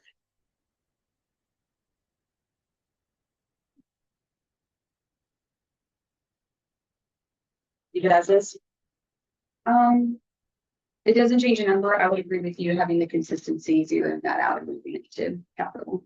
So move sewer contingency to capital. Yeah. So add 9,400 there.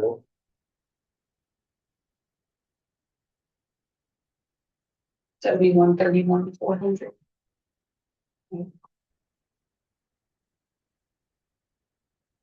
Okay. Okay. And that's all the CIP, because I think Hillcrest was good at 5.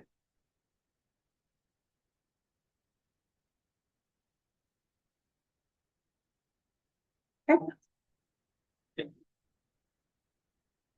So next. So I do just have a couple of questions. I just want to make sure that they're not like a typo or that this is really what we are projecting. While we're on sewer, specifically fuel. Design item under sewer fund expenses 6008. The proposed budget is $20,000. I think that I took that from Mr. Larry's concern about fuel. That could be lower if you wish. I think in one budget meeting I brought up evenly spreading it because we use a lot more fuel in our streets budget. For the, we got more vehicles, machinery assigned to certain budget line items, but we're seeing an increase in costs in fuel. It's only going to go up, and we burn for fuel, cutting grass, and all that. So streets would have to be heavy, water not as bad, and sewer not as bad, but definitely streets and sidewalks should be the heaviest when it comes to fuel. We're not thinking You know, $20,000. grass off that. Well, Maybe we're not thinking $20,000. So I figured it should have been spread more evenly between the departments, so this we can pull from sewer, some of the grass, so streets and sidewalks can be our heaviest fuel item.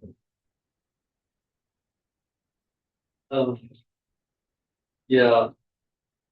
So it didn't increase that one significantly. It went with your recommendation.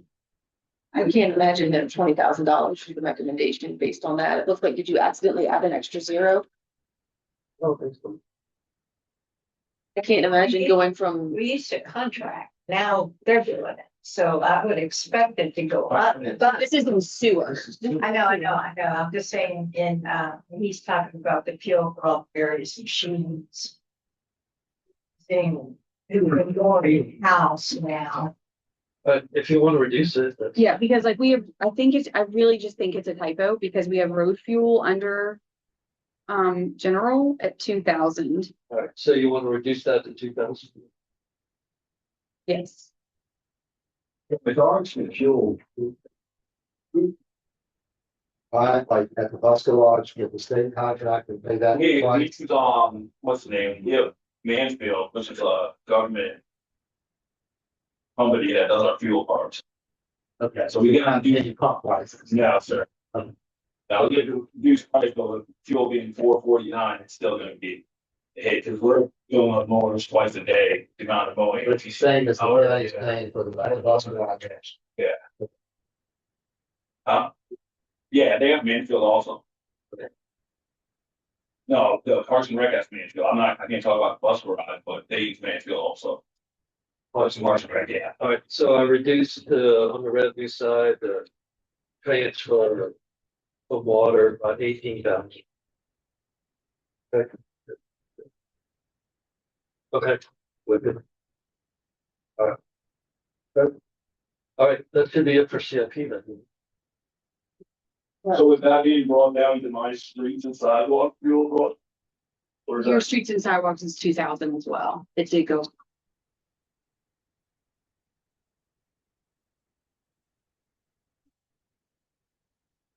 maybe also did the gas price being the way they are now. But I think we've got a road fuel and then I don't have to. I never draw from that road fuel. That road fuel, is that for the Mansfield or is that for, because I always go to 6008. Touch the road fuel. That is road fuel, 6008. Fuel. It says road fuel. That's under general.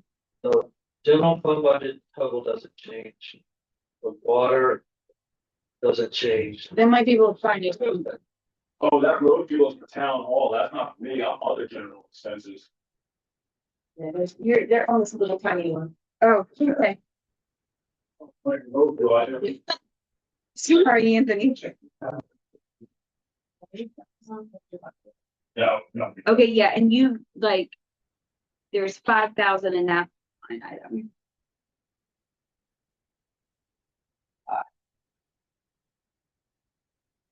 So what is road fuel? It's, I usually be able to do it now. Yeah,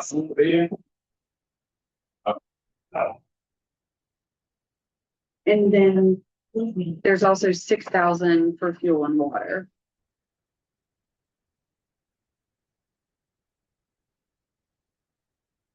Okay, any other changes?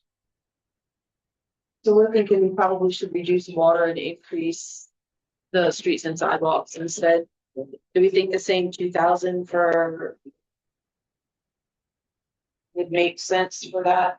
Yeah, that one's not such a high priority because the only vehicles we have assigned to water is Betsy and I think one other truck. Oh, I mean, big truck, Betsy, sorry. Okay. But other than that, everything else is literally dedicated to the streets. You got your sweeper, your bucket truck, all the mowers. Big trucks, tractors. So you're thinking take water, fuel down to 2,000, move fuel on streets and sidewalks up by that 4, which would then put it at 9,000. Yeah, that'll work. That feels good? Okay. Here, have them. I've got 2 more. He's not. One that one. It's here somewhere. Stephanie, you got that line item 6008? I got, that one's the one I'm looking for, the attitude is the streets and sidewalk. Yeah, it's on the general fund other, not the general expenses, like general expenses other. Or other general, that's, yeah, that one, it's on that one. No, I have this somewhere. That's the one. So that'll go up to 9. And I got them. So what other things? So moving the fuel line item that's under generals, like the streets and sidewalks expenses, that's gonna move up to 9,000. I think Stephanie's made the change on. And then reduce the water fuel expenses from 6,000 down to 2,000. Wait, so which one in the general function? Fuel under street and sidewalks. Under other general fund, other general expenses, not general I think expenses. Stephanie's is keeping up with us. Alright, so the fuel under sidewalks, streets and sidewalks, does what? It increases to 9,000.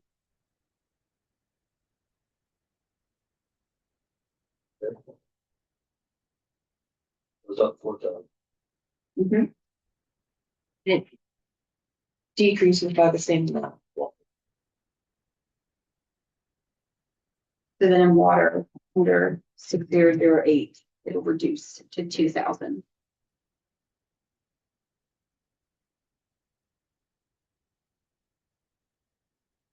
$6,008 goes from 6,000 to that.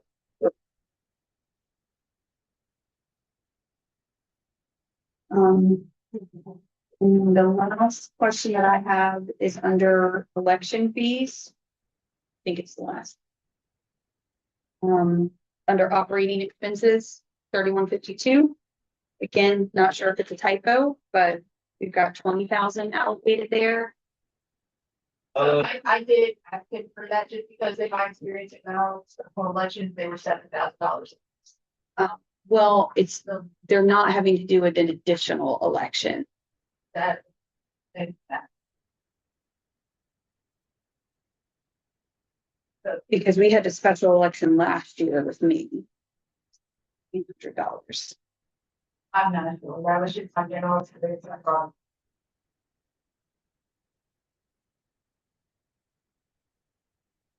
Do you want to reduce that one? Do I want to increase it or decrease it?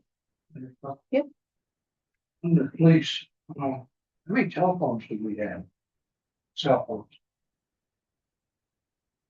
Well, those are, let me look it up, sir. Is it okay if we just address this one and then we'll come back? Yeah. Is that okay? Yeah. Election fees, General fund. under Yeah. general fund. Do you want to reduce that? I mean, Okay. the whole county paid $44,000 for special election in April. Did that include the 25,000 the state gave them?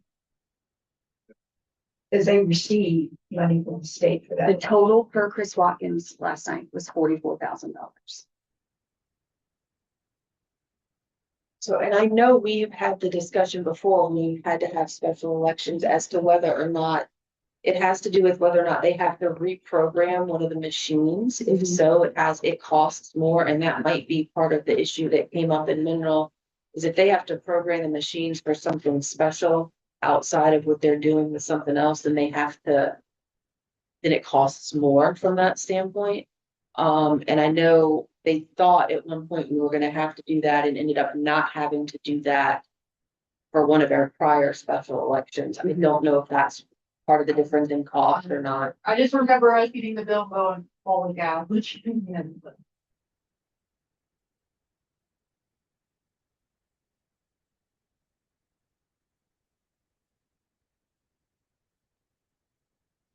I would suggest 5,000, even though I don't think we're actually gonna need it. Simply because we have one special election, which is the seat I'm in right now. And they have plenty of notice and they're not going to reprogram anything. Just be on the general ballot. It'll be a separate election from this Hart seat. And who else is up there? Mr. Purcell's seat. So, and then the seat I'm in will be a special election on a separate, it'll be on the same ballot, but separate vote.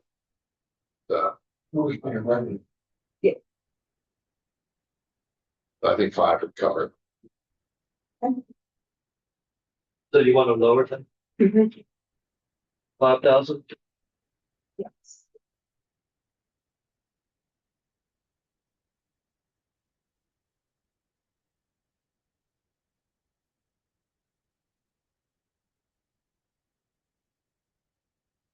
While we're on that page, we'll get on a few lines to 3190, which is line 19. Economic development donations from 3,000 to 10,000.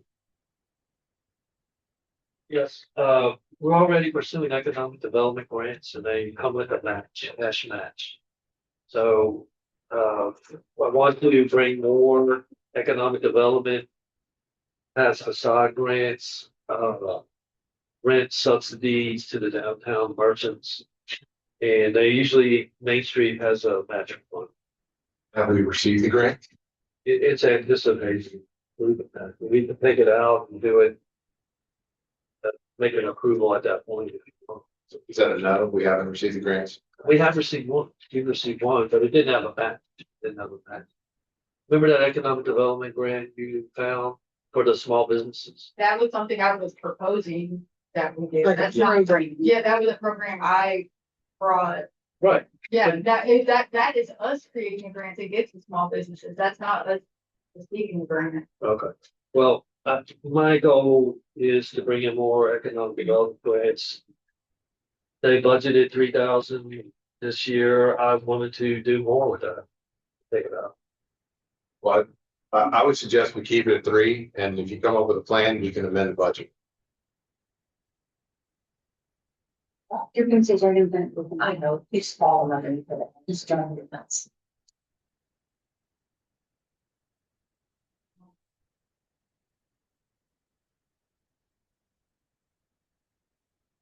You'd like to do, everybody, Yes, let's proceed with moving that. take that down to 3,000?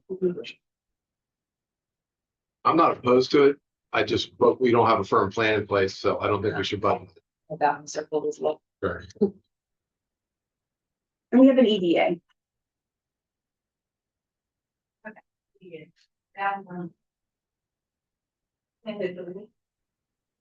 And then while we're on that same page, we go to the top, line 2, 1111.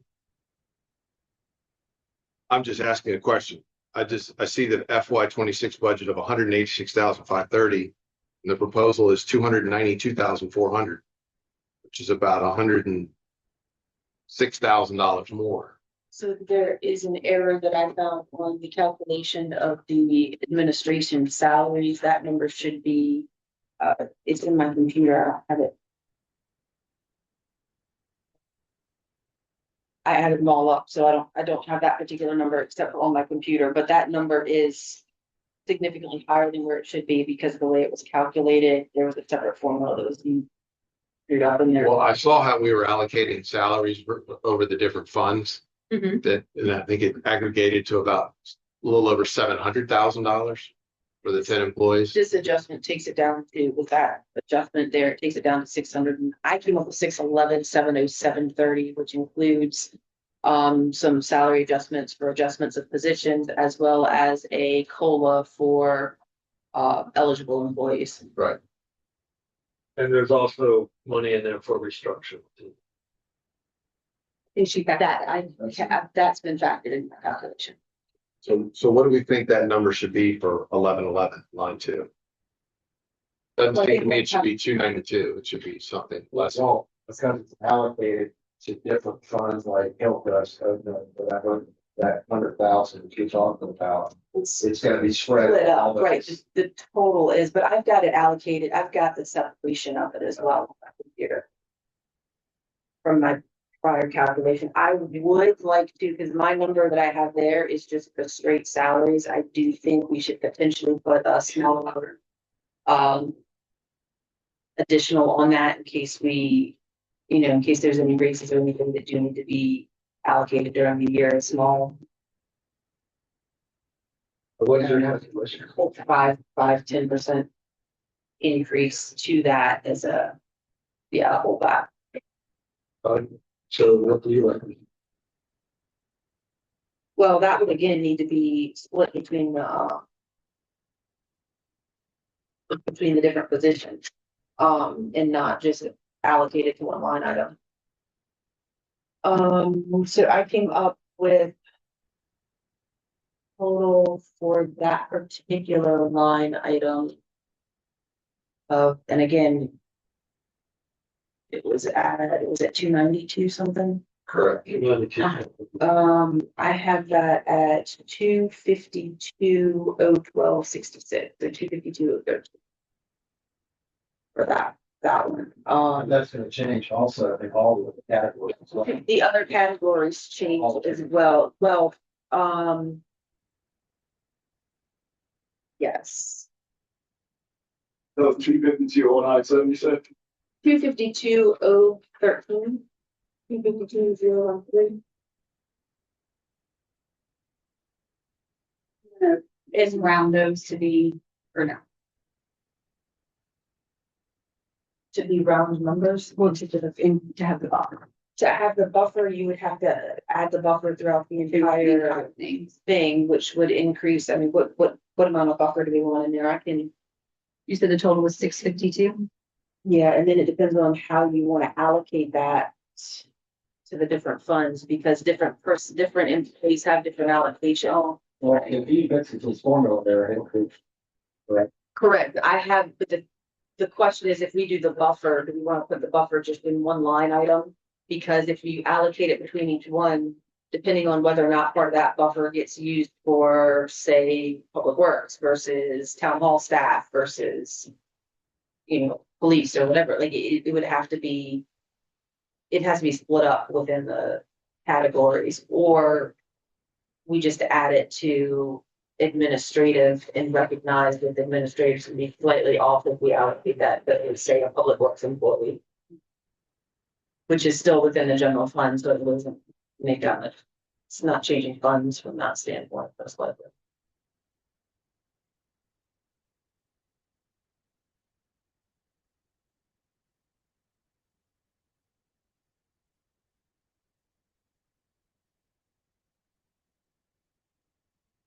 Do you have one question while we're on salaries though? Where are the seasonal employee wages located within the budget?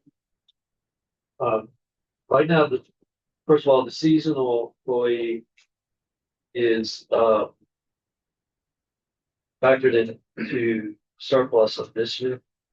Well, I'm not, so the budgets for the budget we're working on, where is it factored to? The breakdown of our other part-time employee, and then I just want to receive full employee, but the way it breaks down in between the different codes. When you say the other part-time employee, For part-time, they have. I've got that. Yeah, I can tell you how She's to break saying down the the additional. I've got that also. I don't know, but in the budget, where that person is in salaries. Where the seasonal worker is not in salaries. I don't know where it is because it wasn't included in the calculation for salaries. Based on following the formulas back in the spreadsheet. I hope so, because I sent him off letter today and he said that. no, it was definitely. Here, but fantastic. He's such a big.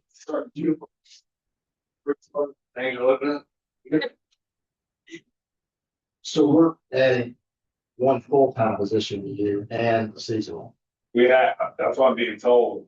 Hopefully, yeah, I gotta have, I was gonna ask that anyway, if I can start publicizing it to get applicants. I already got one application and a resume for a person that works at UVA, but he wants to wait until that full-time position work comes up. So the full-time salary is in the budget. The full-time salary. Additional that number, full-time. The additional, It's in here. Yeah. the additional full-time one is, I don't know where the seasonal, Or do you mean the seasonal that they're hiring now that would be? So would the anticipation be to take your seasonal and convert them to full-time? That's why we're hiring. It's a new switch. I don't believe in hiring people because that's our slower time. I hire somebody part-time this time and see if it can work out through the hardest part of the year, because we're asking you earlier about the temperatures or the mandatories. So the plan is hopefully to, if we have another position available, we'll take him if he works out into a full-time position. He is the younger guy around 22, but has a lot of long hair experience and seems. And then still maintain that part-time for next. Like when we all went to that school job fair, Which is my not in plan here. is to almost build like an intern program. So we can get people here during summer. They go back to school and they come back, and, they have a summer job, we're training people for possibly if they don't go to college. We have full-time positions, they come on. Oh, yeah, part-time seasonal worker is in the water. wouldn't they need to be in seasonal salaries? Well, that's true, yeah, but. So it should be split. There's a part-time line item in water that had budget of $2,000. I got you. So that's for you. All right, so you just put it in, you found a line item that said part-time and threw it in there, rather than separating it out between the funds. So, okay, that needs to be separated out, the funds. The same way you would a other salaried employee or full-time hourly. What do you think from streets and sidewalks, or what do you think from general ground? It should probably be split because I'm assuming that worker is going to be working wherever, so I would assume it would need to be split similarly to perhaps our other part-time public works employees. $2,000. It's not 2,000 was prior year, it's higher than that for what's in the budget underwater, but it just needs to be split, and instead of being underwater, be under all funds the same way as the other, probably not administrative, but I don't think those are hitting that anyway. So I think we need to remove that from part-time 4650 and instead put it in the salaries.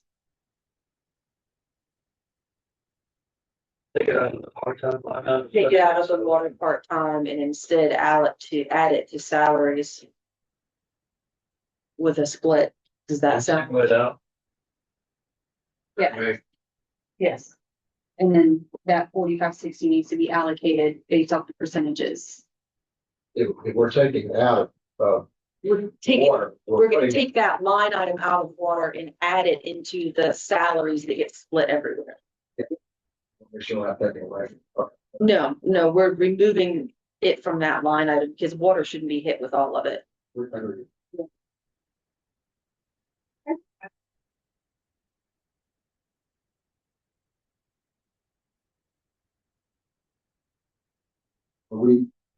We have the full-time edition. Is already in that, Already in there. that's in that 600 and So that'll get you up to what? If you were able to hire today, Give me three full-time guys and part-time guy and a seasonal guy, so 5 total. Not including myself. Is that enough? No. It's better what we got. It's better than what we have. Yeah. It's better than that. We can't hold on. Yeah, the size of the we have, now I saw today, you got the water leak, Well, 3 or 4 you're in a hole, and yeah. you can't everybody stop. How many men would it take for you to be able to cut Hillcrest? What's cut Hillcrest? 3 people at least cut Hillcrest and just orderly another. I mean, really 4. Yeah. In my experience, you typically want 2 people on weed eaters and 2 people on mowers. That's what I'm doing now. Yeah. It's a big cemetery. It's doable, it's more than doable, and I'd love to do it, but I just have I have to have the manpower to do it. But you only need those men for one day to do it. Yeah, we got plenty of these, yeah, that we Potentially, yes. but at this time of year, there's plenty to do. Yeah. I apologize. So I know we're talking the 20,000, is that the overtime? We want to move this $4,560 to the salary. Right? Yes. But not more. To zero out the part-time sewer as well, that 1,000 go. Yeah, I think they should both go there. Yes, Okay, there's also a sewer one that's so this 4,500 roughly, we're needed to go into the salaries to be divvied out. We're still talking about the part-time guy now. Well, so the other thing to note is although one of the employees is part-time Currently. Yeah, currently, there is that position is in the budget as if he were full-time. To allow You for, could hire another full-time person. That person that's currently part-time could stay as a part-time person, but we don't have that advice. so we could essentially, so right now we have one part-time. We have in the budget one full-time and then a seasonal. But the part-time position that we have currently filled has a full-time budget allowance in the way this is written now, following the formulas. So he could hire another part-time person to take additional hours up to what the other part-time person is already doing and still be within budget. So you could have 2 part-timers, a full-time and a seasonal, essentially. I just know someone's very difficult to get a part-time person because they don't believe. the guy we have now is retired, the way I did it with the seasonal, Adrian works Monday and Thursday. Sean's gonna come in Tuesday through Friday. So there's an overlap, which will help us a little bit, but still it's better than what we had going at the end of the season.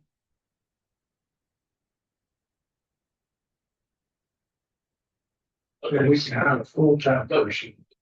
Keep him part-time Yes. and hire him, what, one station? And a seasonal. When you say seasonal, he works full-time or something. No, he only works 32. Seasonal employee only works 32 hours, otherwise they're paying benefits. During the summer. Yeah. Only during the summer. That's the way the position was. With the intention of hopefully he works out and we can switch him to full time when that time comes. Sure, it'd be nice if we could find somebody to get another full-time person. Just said it. I don't think he has enough people.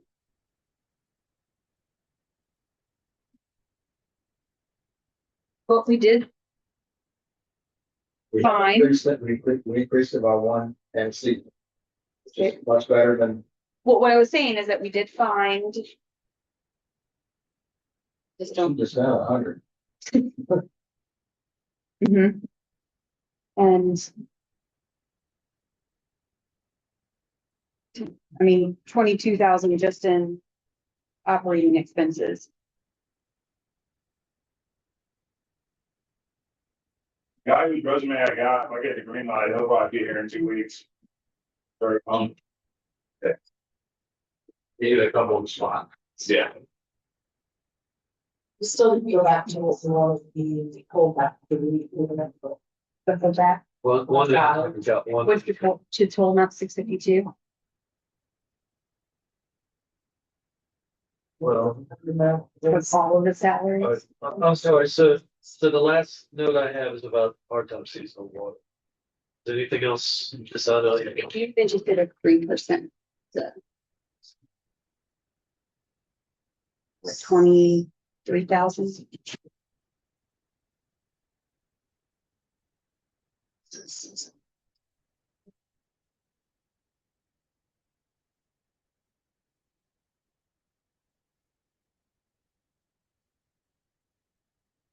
It's 617 to 67. With the part-time person.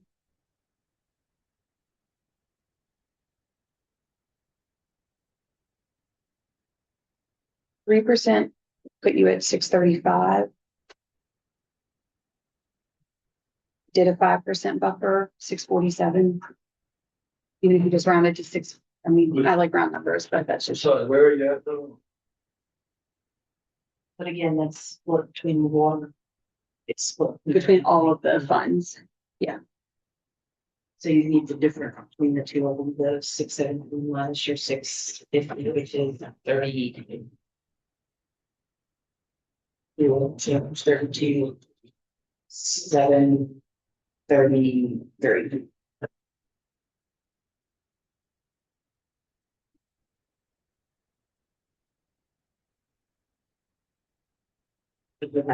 Okay, so all I have in my notes is the part-time seasonal worker. What else? Do we want to add a buffer piece in there to bring it up to, that would allow us also the potential to possibly. Yeah, take a seasonal person, if we've allocated for seasonal, potentially convert them to full-time because the buffer is there and available.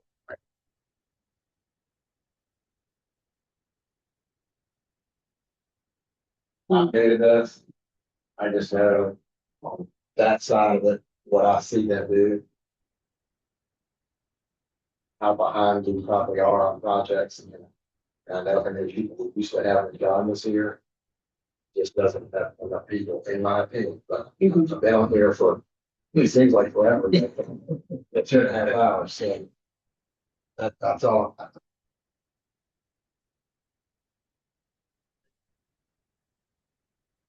Who do you think if we're expecting to do the work, we need to get from the people? What was the total of the salaries before you did the adjustment? Before I added the seasonal in there, I had 611, 707. Well, what was his number? 703. So you got 80. Right? Which, yeah. And even if you add in the buffer, If you had a buffer of 650,000, you're still, what? $53,000 lower than where we were. mhm, And that would take it up to 650. I don't know if he's got all these changes. He did, I know. On that, the last one I have is the seasonal worker split among the 45-60 a month. Like she's saying that there's a calculation error somewhere in your spreadsheet. So you're about 100,000 over what they totaled, which has got to be corrected. Then they're adding a 5% buffer just to the administration side. So you got to fix that error. We can put it wherever we want to. I mean, we can split it the same way we would. Where's the most likely place we're going to use it? Probably public works. So we could split it the same way we do public works, if that makes more sense. Then that way we don't have to reallocate salaries from general fund to water or sewer later down the road. That's probably. yeah. And that gives Anthony an And the seasonal, if we pull out all of the part-time that we had in there and turn that to seasonal, it actually takes their seasonal to 40 from 45-60 to 55-60. And it would still result in a roughly $53,000 decrease in the overall salaries once the formula is fixed. But still provide. It provides us a 5% buffer and it gives him a little more flexibility on seasonal, the potential. Yeah. Yeah.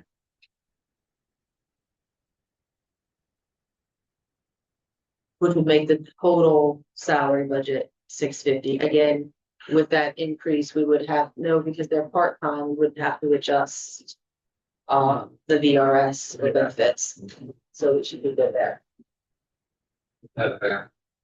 Hey, like, I'm not changing topics, but I want to think outside the box a little bit. You have, if the police department has $463,000 budgeted requested. And so far this year, we spent 150. Projection of 186. So I assume that you're budgeting for more employees than we actually have.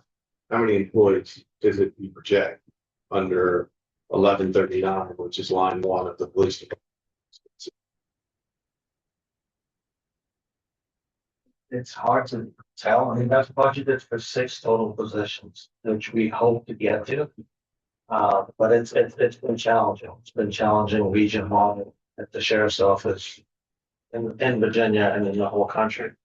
That number reflects about 6 full-time positions. Um, I know I've seen your face many times because you and I see each other in court, but how long have you been here? I'm just curious. 4.5 years. Have we ever had 6 employees in the 4.5 years you've been here? We did. We did? Okay, when was the last time we had 6?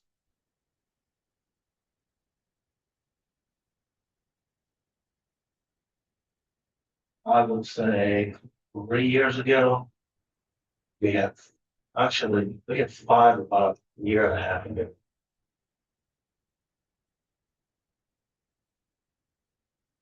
We hovered at about 5 about a year and a half ago.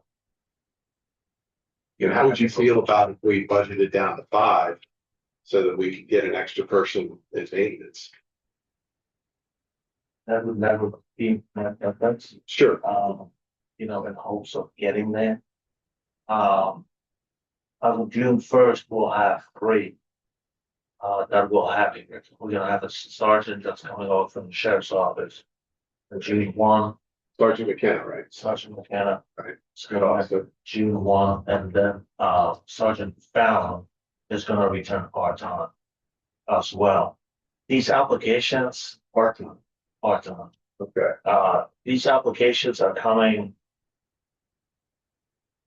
at a lot faster pace since the salary adjustments have been made.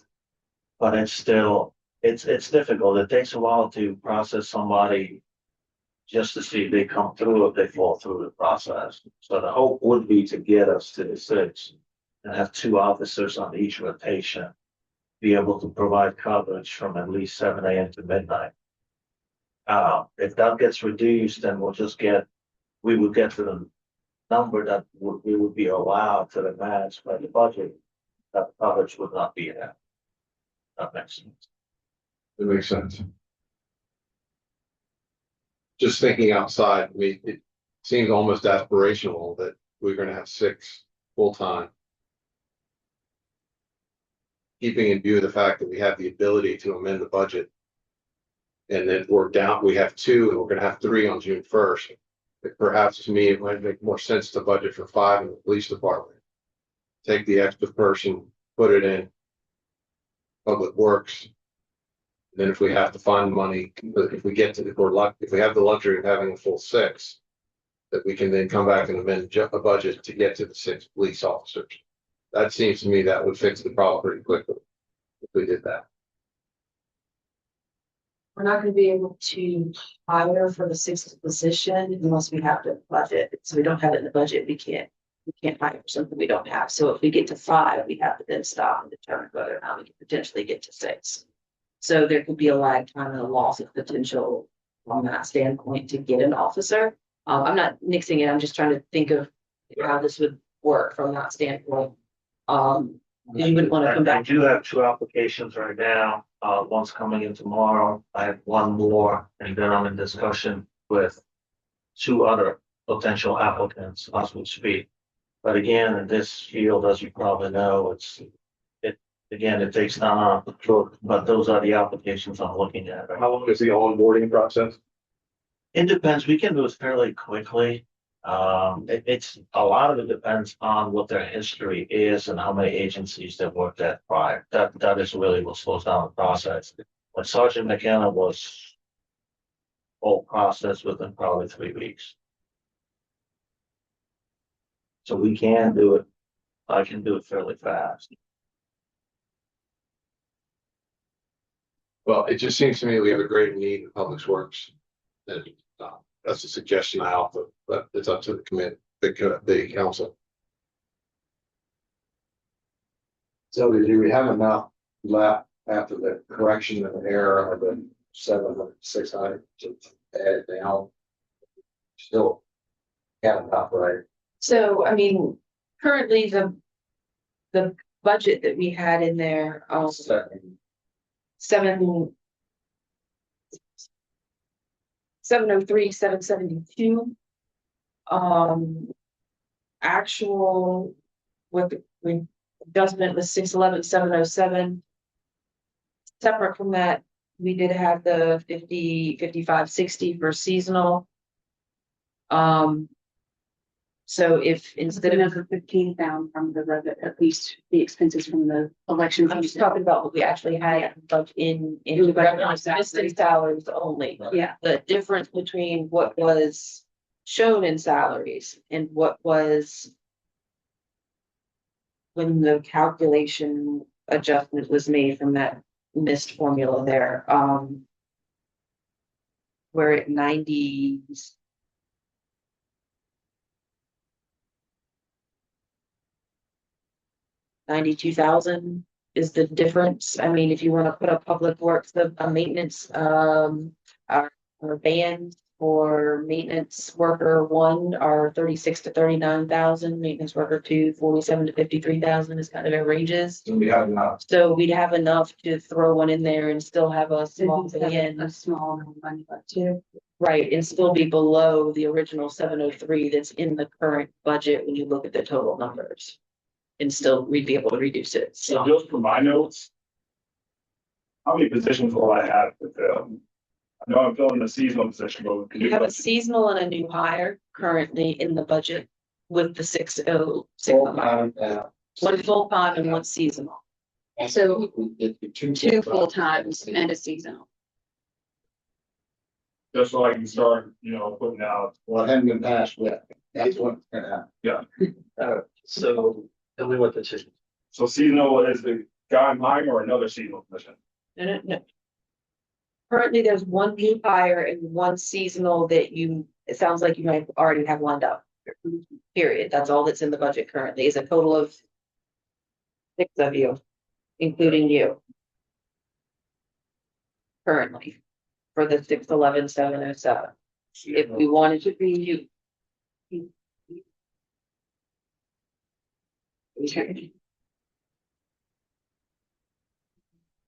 You came to Adrian part-time, Yeah, but he's still in the seasonal, and then the seasonal and and the the full-time. and what Mr. Purcell is proposing is add an additional full-time. And then keep one part-time seasonal. Those are these fingers. Sure. Okay. I get. He wants the one seasonal, the part-time, or the full-time. And Well, he can- seasonal full-time. He can decide what he does with it. Yeah, It's just, those are the positions that you're potentially, Whether one person transitions from one position to another, we would just, yeah, Bill. Okay. now, if you did that, are we, again, that then becomes. Where are you on your scale there?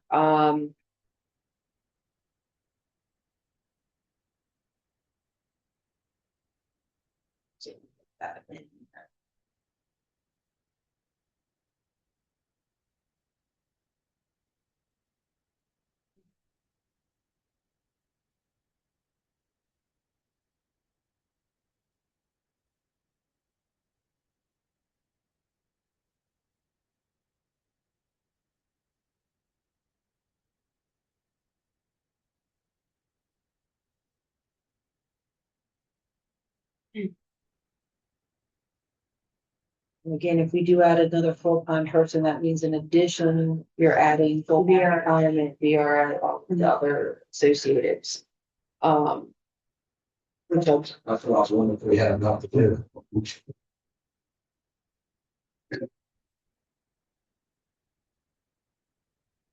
And I guess that would get allocated back to the funds, just like the rest of the employees are being allocated back to the funds.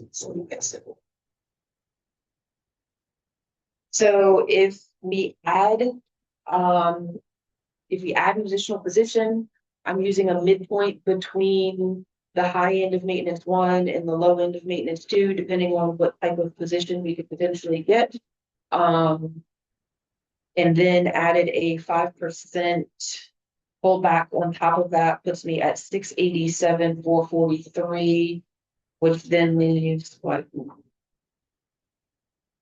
$30,000 just in room for. But that's Right. his friend benefits, because if he's full time, he wouldn't feel it. No, well, then, Yeah. right, but then we've still got between 687 and 703, we still have that would cover fringe benefits, and they're not gonna be. $30,000. Essentially, the bottom line is you would get another person and the number he has stays the same. Correct, or it would probably decrease slightly Yeah. because the, I don't expect the benefit So for to like be. purposes of what we're doing now, if you really don't, it would just be extra money that he would have. If he didn't spend that much. Correct. Yeah. That gets his grant. And that doesn't change the police budget. Where he had budgeted, That's- Anthony gets 2 full times and a season. So we were gonna just do the math, 5 full time, 1 part time, 1 seasonal, correct? Right. Okay. Yeah. Break it down for me. Yeah. So, okay, so how did the numbers? They did. You said. Well, so- Still. Do that. Yes, Yeah. Yeah. It's, And I'm sorry, so, but we're good with, and again, that puts, What numbers? yeah, that's the 687 number plus fringe benefit. At the end of the day, worst case scenario, where what he's already budgeted for, which is balanced, and then probably not hit that. Right, I don't we think. go back and there, we need to make sure that he. Well, I've got The myself, spreadsheet we've got a is little right. wiggle room because of what number I put in for the maintenance worker as well. That could decrease slightly. You Yeah. just tell him that his budget, instead of hitting this mark, is, $5,000 lower, and we should still be able to get an But he employee. fixes that and allocates it the way it's allocated. And then we add the 5% to public works and he allocates that. He ought to be really close to not. Yeah. Yeah. We're okay. Yes. All right, through the. Do you remember this page? Yeah. That you did? It's that page. It's going back here and adjusting it on that page, just made it through to the front. Okay, so the police you're taking, control, is stay the same? Police stays exactly the same Okay, for now. okay. And then, yeah, good. So then it's another maintenance one. Based on the salary adjustment. Based on the fact that what was in the budget is actually significantly higher than these positions, yeah. So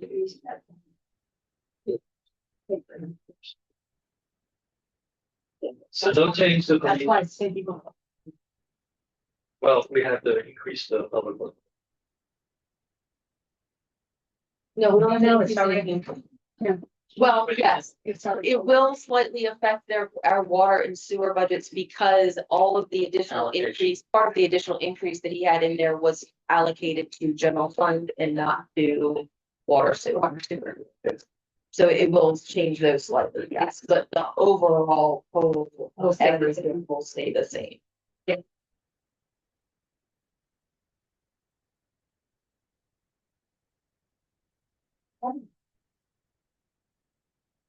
Any more items?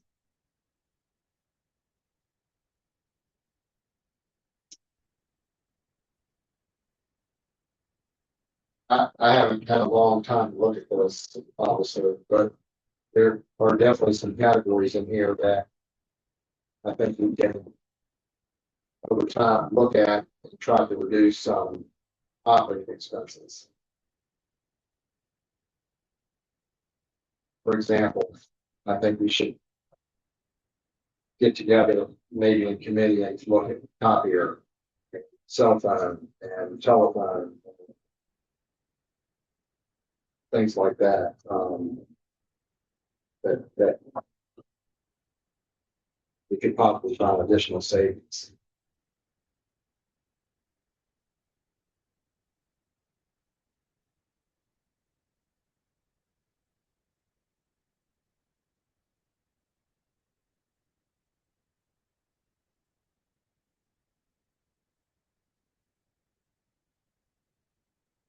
I think we can do that in the way today, can we not?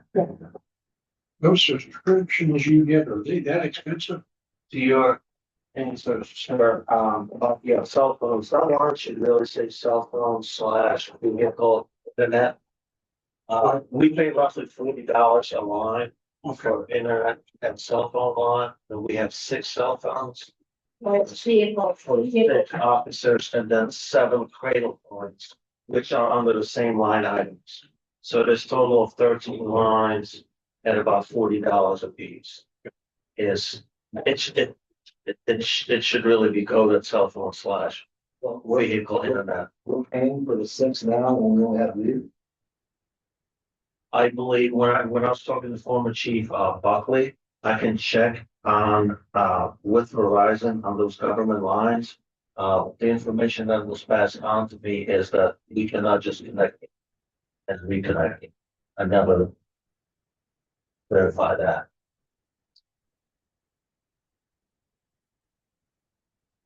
Could we possibly look into that? Yes, sir.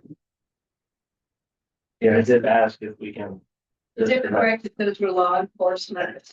and reconnect those lines. Yeah, I think that's why, because it's We'll check on that. a law enforcement, it's not just like our cell phone.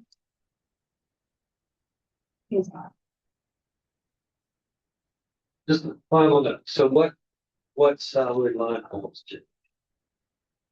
All of them. Okay, and you're gonna send me those? I will stop by here tomorrow and we will go.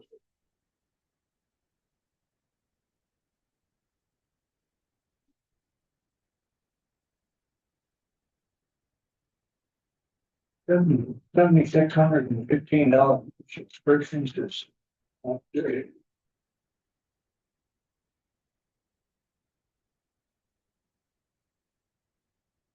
Please, yeah.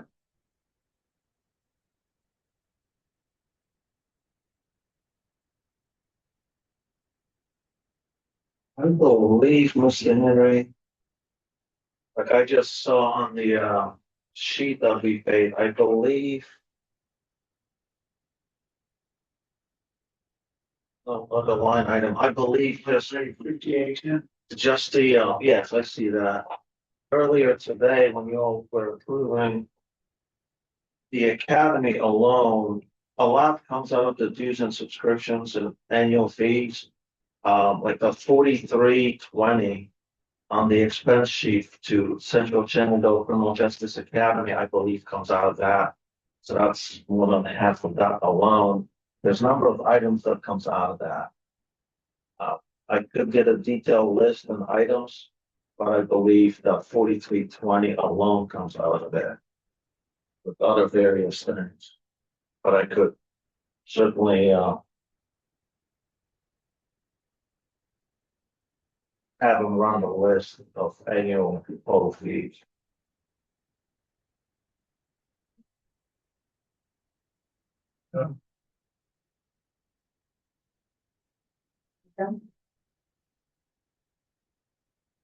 We're good? Okay.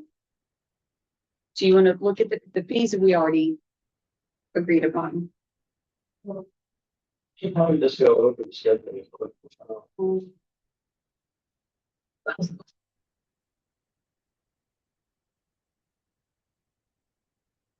Quickly. So, you want to summarize it? Like, everyone. After our last meeting, I did. 15 we stopped meetings. I changed the rate to $5, and I did say the week percentage, and then I changed it to deposit. So basically, the blue is like, Unchanged. no, the blue is at 7% for sewer. The meter deposit should have been yellow. Is there, well, no, it's only one or yellow or blue. We changed the wording to the site on it. Believe all the adjustments that council had made at the last. I just have one comment. If we can have where it says ZO permit. Move it back to zoning permit. I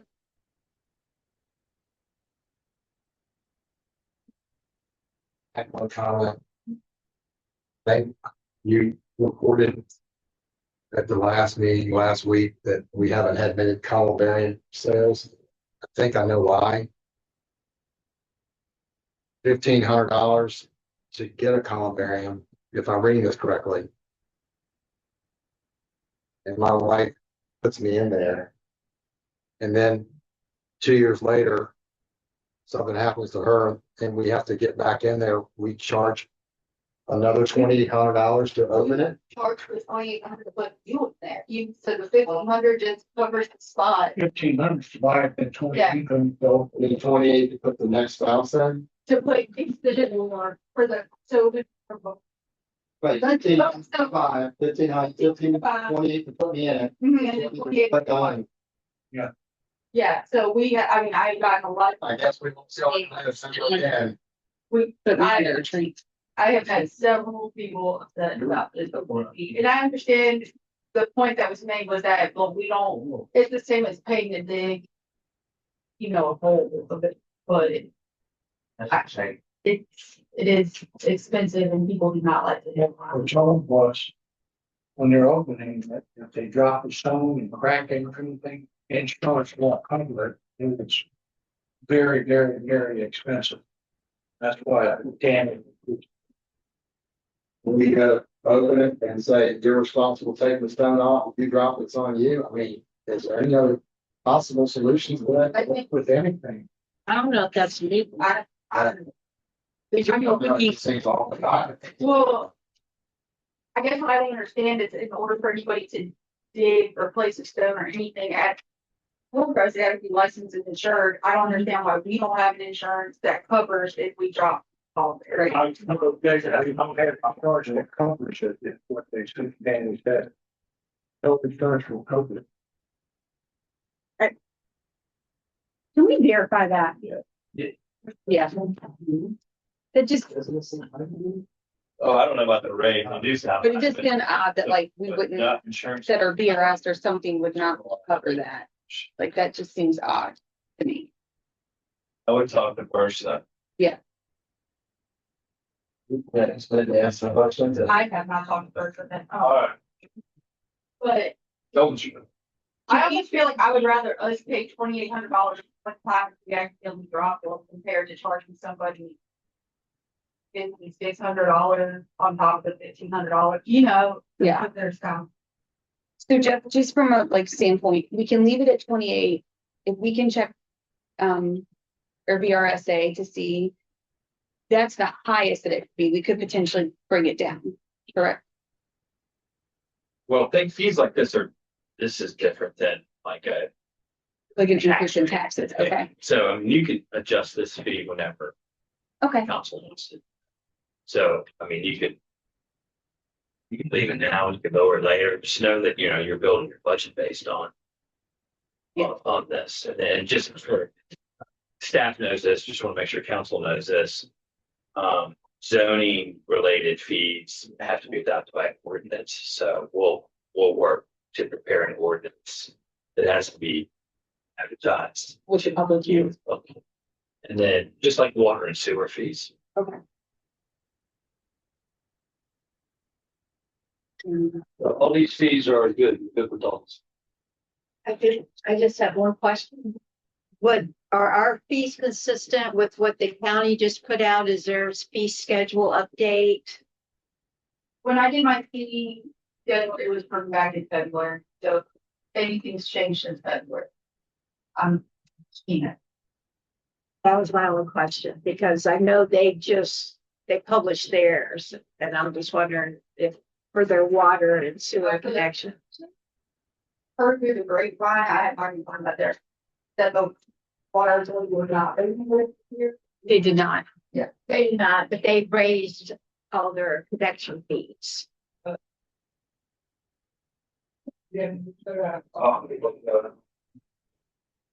That's my only reason for asking, because I saw it posted there. Did they raise connection fees?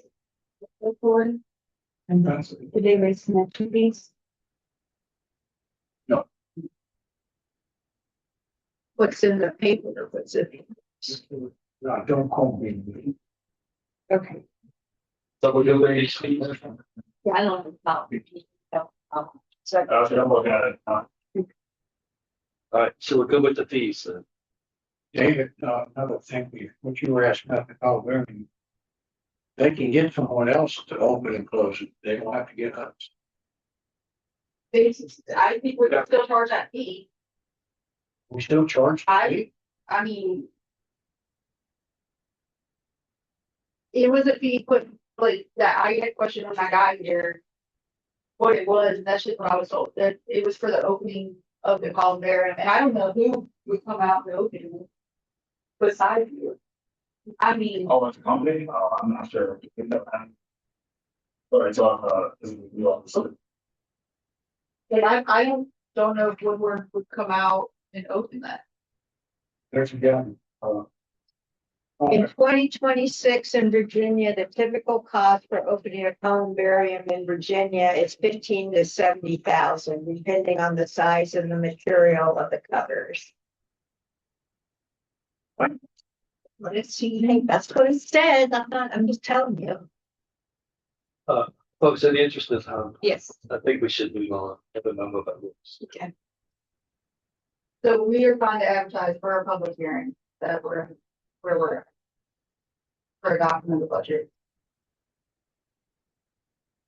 With the changes, With- with the adjustments to the line items as noted tonight and the adjustment to the salaries. And redistribution of yeah, the. the county is definitely a hot, right from there, connection things. They're having an open hearing on the June 10th. Looks like their base rate for water is going up. Not much. Connection fees are going up. They go up. That's why I thought, that's why I was asking, because I remember seeing the increase published. I just didn't know if we wanted to match that. Match them currently. So.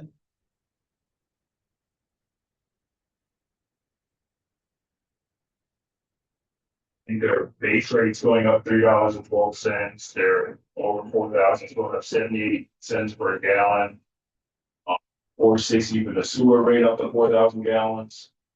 And sewer over 4,000 gallons going up $1.15. So does that mean we're getting an increase as well? Because we go on to get an increase. Cost.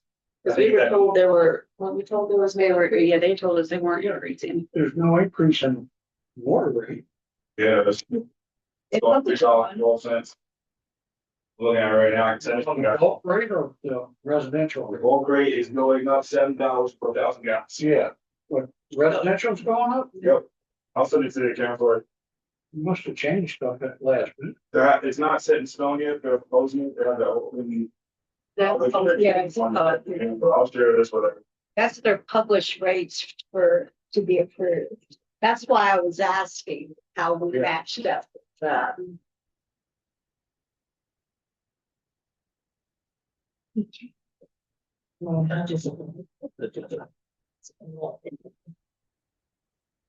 If their rates are increasing to us, and we haven't accounted for the increased cost in water in our budget. Because I was under the impression that they weren't doing it for free. Mom said right there and told me, was it going? I'll send it, I'll see you guys. We can send it to ourselves since I don't have the email. Or someone can send it to them. Will do. Thanks, sir. That's gonna change, then we can't advertise the budget because we are gonna have to change our water and sewer water rate. To change the sewer rate, Jenny. No, because our sewer rate is. We don't have it's based on half of the expenses for the sewer plant, because we own half the sewer plant, so it doesn't necessarily change our sewer rate. You gotta be, when I go changes to get that out. I find out there's gonna be a water change. We won't know until they're. We won't know for sure if they're gonna approve it or not until they do their public hearing, just like we have to do a public hearing, but we normally know about any change. That they're planning to do in advance so that we can, as we're preparing our budget, prepare it the same way they're preparing it into their budget, but I didn't realize that there was. So if they do change it after the fact, we have to go amend our budget. If we want to, either that or we eat the additional cost of the water. because we would be basing our usage off of our current rates, assuming no increase to our cost of our, water rate increase. I mean, our base But I rate mean, is already higher. Whether or not there would be a water rate increase several months ago. So our base rate is already higher than their proposed. We're at 45.44. They're at 41.96. We also have to, you have to think that our base rate has to cover our costs plus our maintenance of our infrastructure. And their base rate is typically based, if you're looking at residential, our rate is not increasing. I appreciate it, Tom. I'm in a meeting. Okay. Thank you. Bye. So they're residential. Residential Okay. not going up. Alright. So, I mean, the simple way, Right. the simple way, if you're concerned about that, would be to add a percentage increase on the water purchase. Yeah, I think they're saying that we're just not in time. It's not going up. Now, in the meeting, they said it, and I just made sure. That's why. Yeah. The increase on the sewer side is simply because it's not self-sustaining as an enterprise.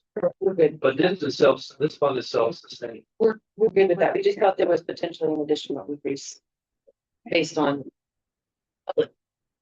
Right. So, anything else on budget? Ready to move on? Yes. Then move to the new business. Should move the.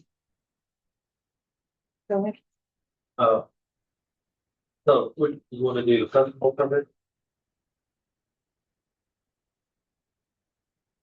Yes, the Louisa Art Center Festival permit for the Queen Legacy concert. I think they've already filled it out. Art Center does this every year. It's Right. under tab 6.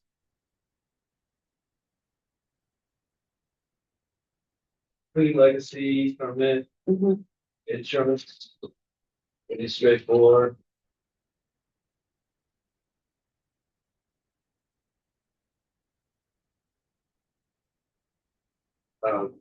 That should be it.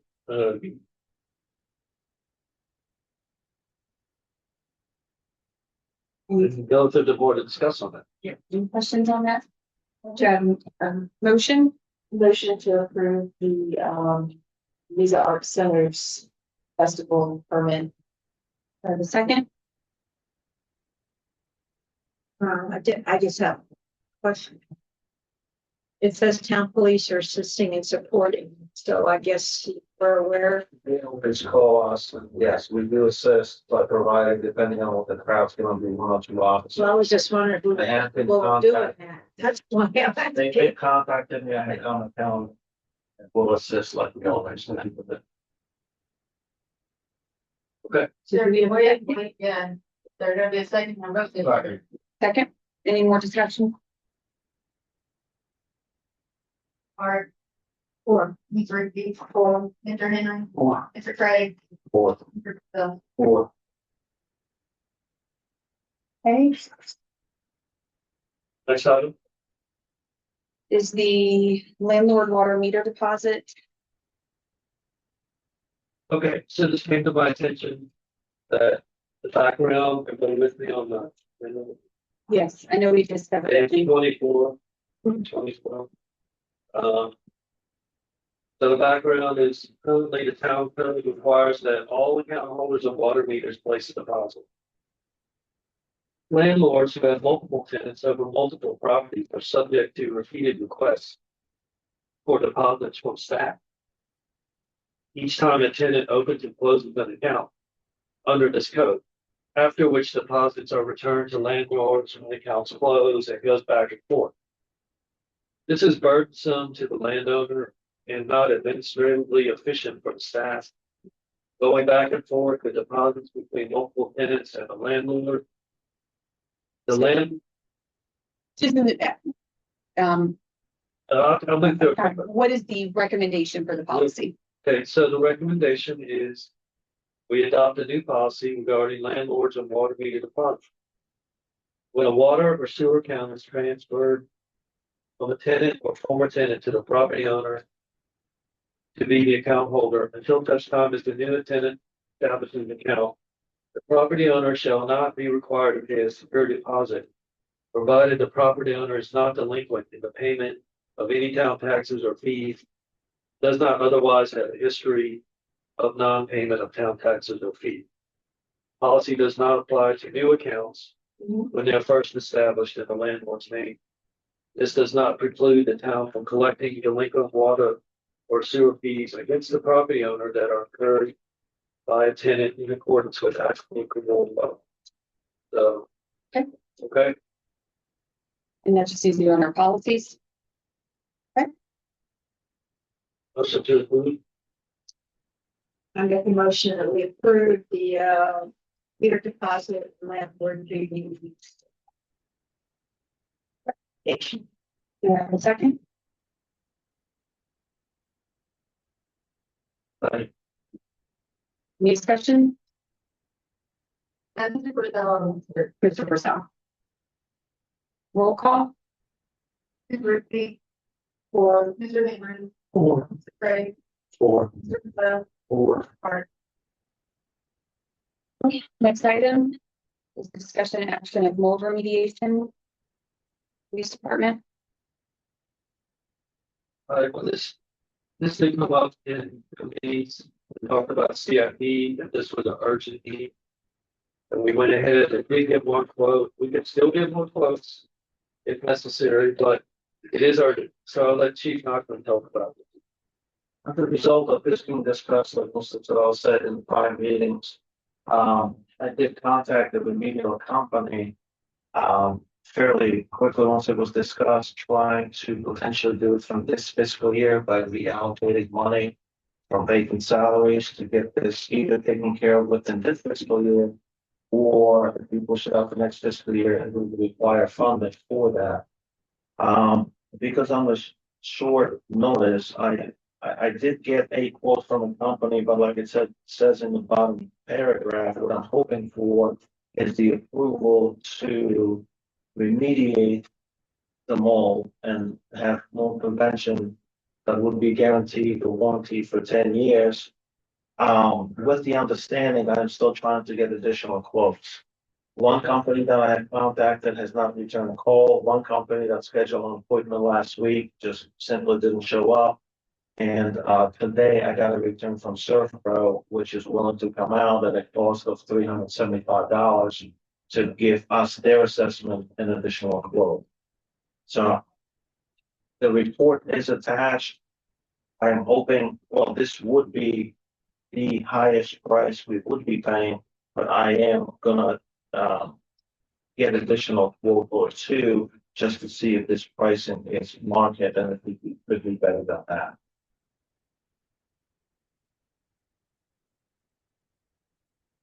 So the request is to approve to spend up to 14,227. Which is the what we're going to have in hopes of getting that a little lower. Yes. And again, normally this would have more quotes with the proposal. If we pushed it out to the June's meeting, then there would be no way of doing it within this fiscal year. But it requires, Mr. Terrell could not approve this, nor is there a line item right now for building maintenance where the cost could come out of. So it had to come in front of you all to approve the potential reappropriation of that amount, and my suggestion would be from vacant salaries into building maintenance to cover this. Just to confirm, we do for sure have the sufficient funds, because I know we pulled a couple of different things from vacant salaries and things. We do have sufficient surplus in vacant salaries to cover the 14, was it 14? 14,57. Were that to be the total there? Just want to confirm that. It should be, if you look at, the treasurer's report, the year to date, and I'm not aware of anything pulled from police salaries this year. I can't recall. I'm not aware that we pulled any money from this year, but there's essentially, I'm not on that page, but there's almost $200,000 in vacant salaries. That are projected for this year.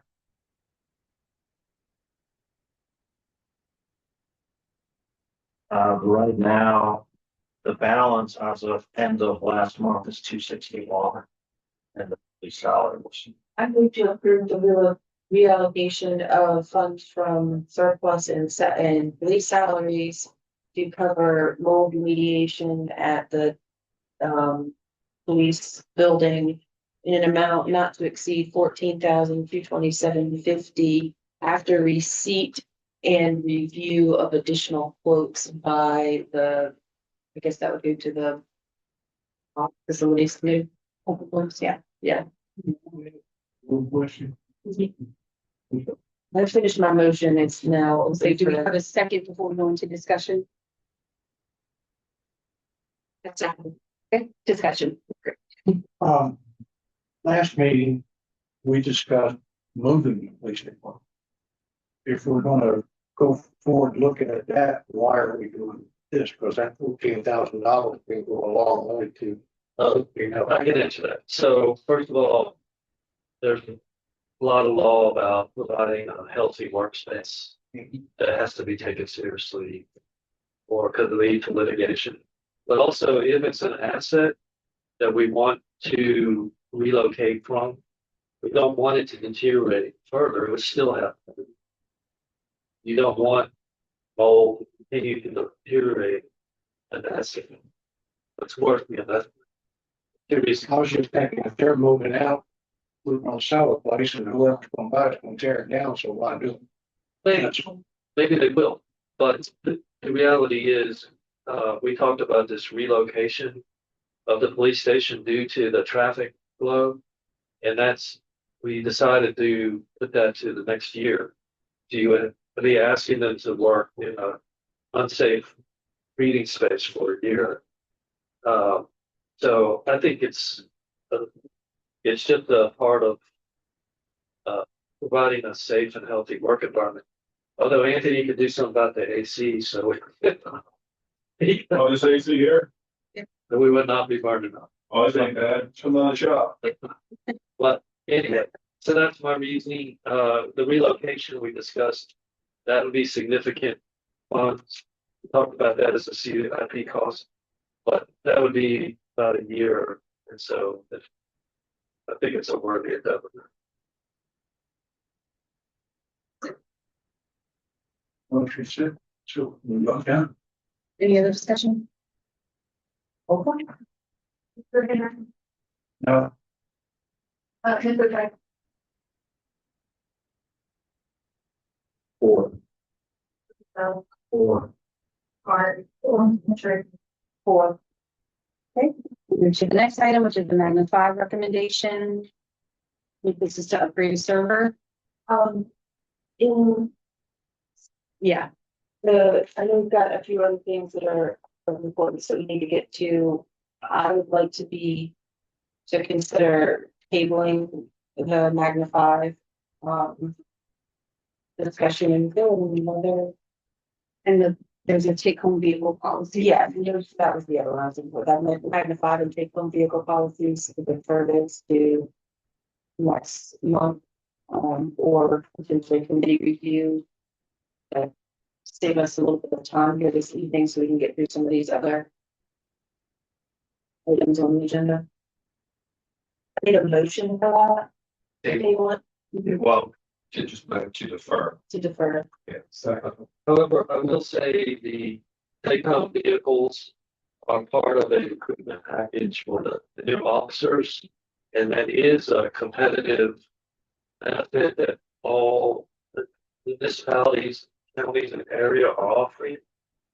They have the effect of deterring some candidates if they don't have access. So it would need to be perhaps taken up quickly and if you want to defer. Well, the committees aren't allowed, I mean, we've already been told committees are not allowed to make decisions, so. This is part of the recruitment thing, then, you're gonna have to do it. Well, one item, one way to approach this would be if there's some urgency to the recruitment, which I understand from Chief John, if there is, we would agree. These are typically done on a case by case basis, and that you would agree to consider it. The problem is that it's a month, and he's in negotiations now. And are we able to tell them that it's going to be reviewed, but we've had some other urgent matters that needed to be reviewed as a priority? Yeah, You know, and candidates usually when they call up, this is something, take home policy is on the books in town for the past 10 years at least, as far as I can tell. And Sergeant Fallon and I have been approved by council for take home vehicles at least 2 years ago or so. It's a matter of we are as town currently doing it. That is the only paragraph within like 6 or 7 paragraphs that has to be approved by town council. All the other paragraphs, town manager can give the approval. When candidates do call up, there have been candidates that several that asked about take home policy. I have told them it's up to the council if they come to approve. And literally, they said, never mind, we'll look elsewhere. So So I guess that's the urgency of Mr. Terrell. Order and go back to the vote. I think we have enough information now to determine if we want to table or discuss further. It's just. We can always deny that. Or I guess I could also rescind. specific to Magna 5, do you want to? Motion for the second, so we. Oh, Yeah, we can still. Listen to the business. In this equipment, the second, as well.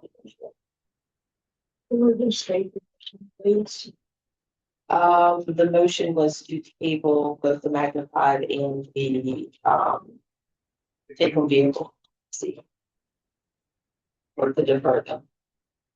It was fine. Either one word, you table just means it's done tonight. It can be put on another agenda. So it's fine. And that was seconded. The question, that's essentially the motion on the table. I can amend the motion to just say Magna 5. As long as the second is also.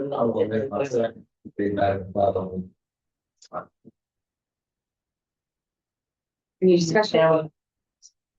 Okay, for discussion, my only question is that Magna 5 involves a cost increase. So, will that affect the budget? That's my only question. Because that's a cost We increase. have CIP items that have not been allocated the way we've now done the budget. So he has plenty of surplus in his budget. He's carried 4 vacancies now for almost a year. So We will call roll on just tabling Magna 5. Yep, we have a second. Okay. All right. Can we call roll on it? Mr. Gregg, 4. Mr. Michelle, 4. Ms. Howard, Ms. Ridge. 4. Okay, so moving to the take home vehicle policy recommendations. We already have a take home vehicle policy. It's just taking the decision making out of council hands and putting it into the town manager. We do, there are about 6 or 7 paragraphs. All except one, the town manager can currently approve. The one paragraph that talks specifically about recruiting and retention, only council can approve that. To the proposal. I simply asking about to change the take home policy, but allow the town manager to use or brand the take home vehicle as part of the group that we. Where's the language to reference? It should be, And it's within 10 miles of the Louisa County law. yes, I'm fine with it. If it goes beyond 10 miles of the county line, then that can be, you'll approve. I'm fine with that. Language, and I guess, sir. Expected to be on the third paragraph of the under 6. Page 7. We've paid 49 The ambulance policy. in your packet. Yeah, the language is on page 2. Maybe you can get it there, I'm sure, that the policy is set. Yeah, it's the same. So in the recent past, those vehicles have been awarded by council, but they have to go in front of council. Which delays the process a little bit, and when I'm in discussions with potential candidates. Many of them are asking what our take home policy is, and if we have.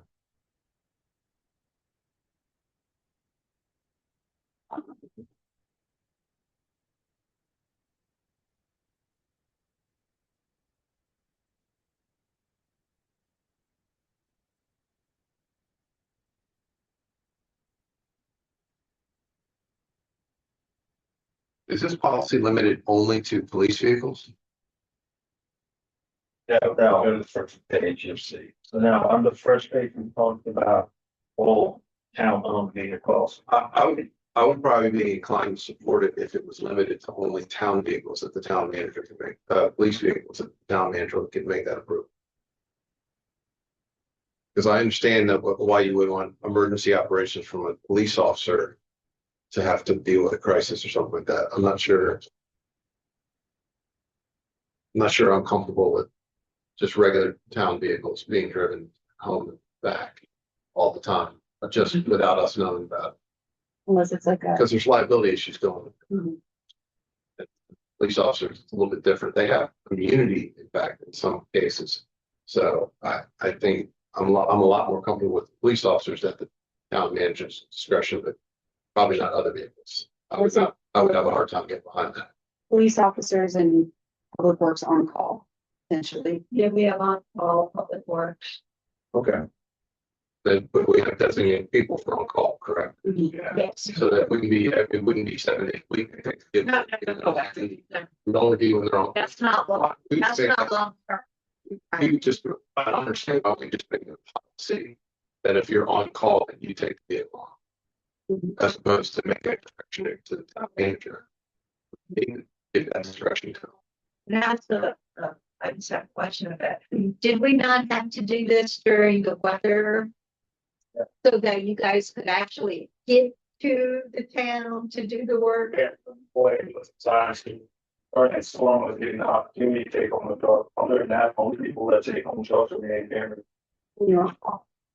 Yeah, that's when it comes into. I take my truck home every day, because I was worried about tired. Yeah, because you have a water main or sewer break at the too.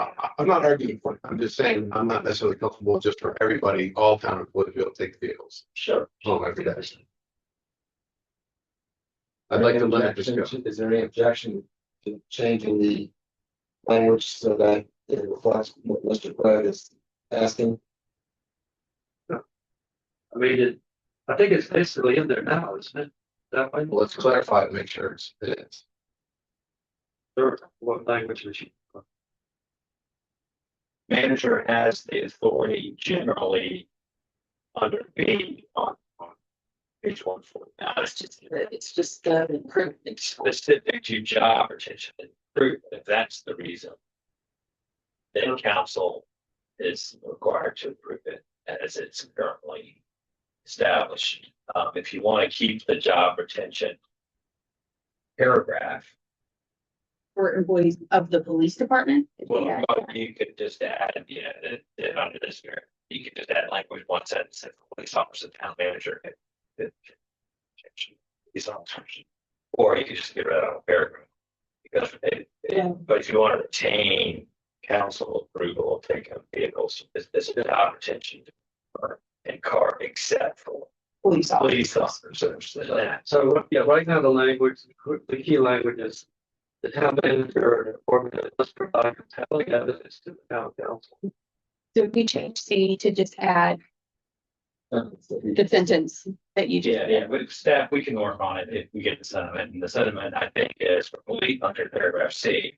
For police officers, the town manager can approve take-home vehicles as recruitment and retention tool. Make the motion. So. Any discussion? Roll call. Or Or Mr. Henry. All right, and the last item on new business is the Juneteenth Historical Society with the additional items. um,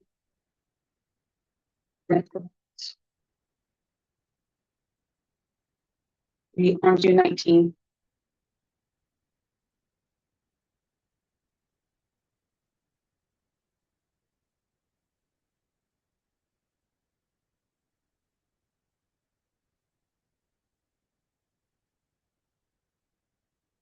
Oh, is that right behind the building here? Where they plan to do this? No, this is actually going to be Louisa Town Park on Meadow Avenue. Okay. Behind the court. County on? It's Yeah, one of these. the Meadow Avenue part does not. It's still a little bit. The event is in town, but the park is not. So they're getting permits for the town event. They still have to have permission from. They got good permission from county and the town. They're using the space. For the. Works for me. Is that a motion? Yeah. Motion to approve. Do you have a second? Okay, any discussion? Roll call? Or Mr. Henry. or or Any standing committee reports? Don't think there's been any committee meetings.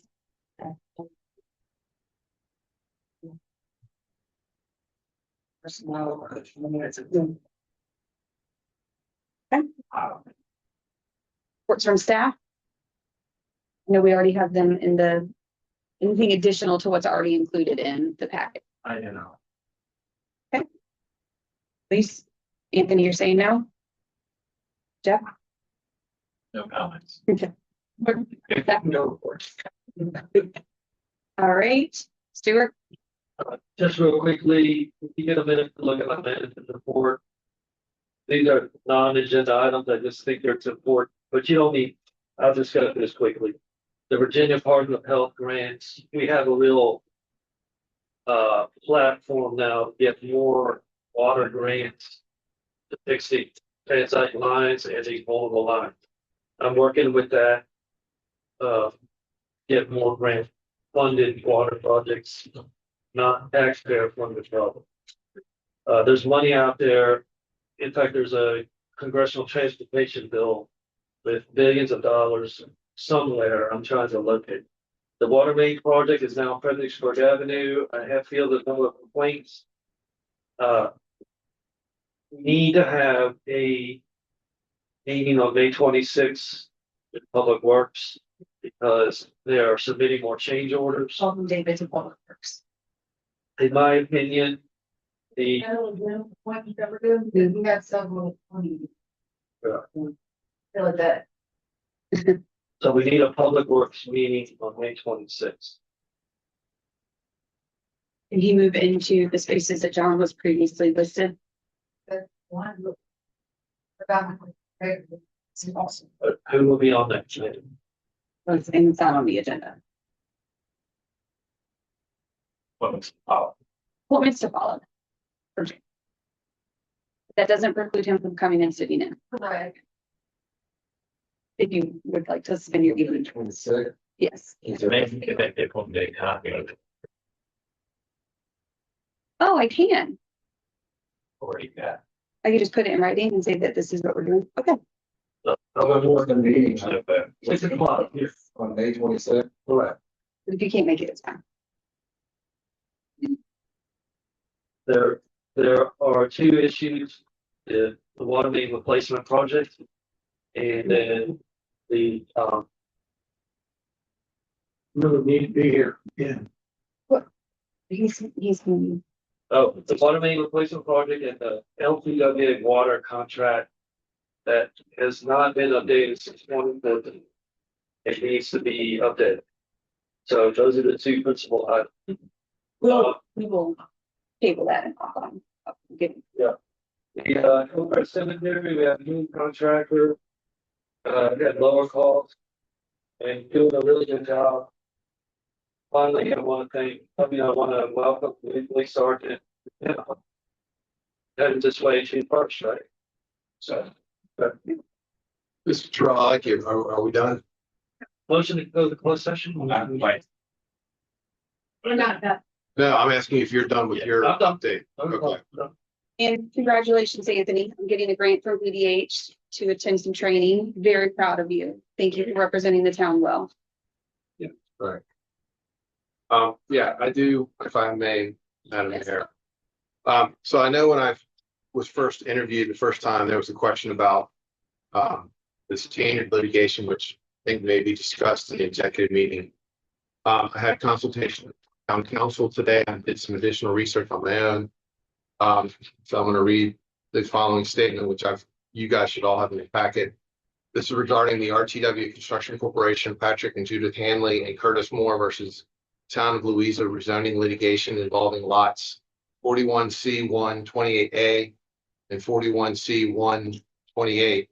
Case number in Louisa Circuit Court 25000057.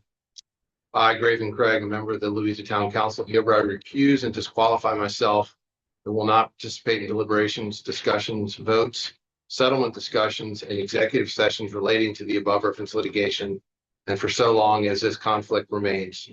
By way of disclosure, the above referenced plaintiffs are represented by the law firm Craig Williams PLC, of which I am a partner and owner.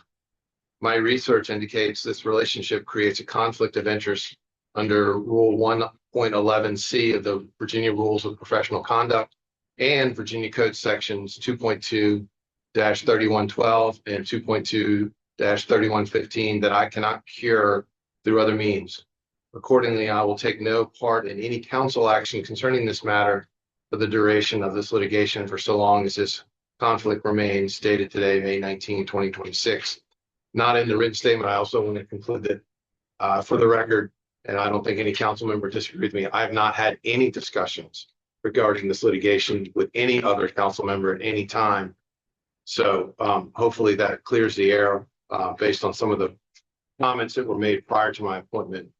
I have not made any effort to make any influence on this litigation.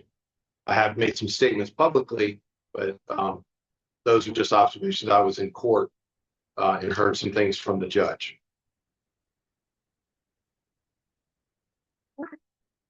Ready for motion? Yes.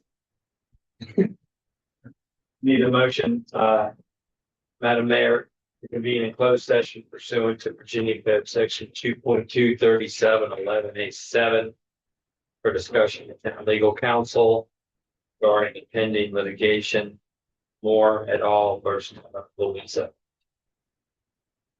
Good motion. So moved. Second.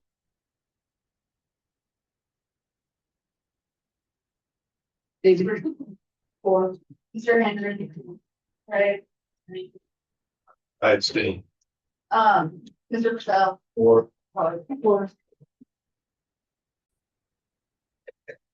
Am I supposed to bang my hammer when I bring you back in?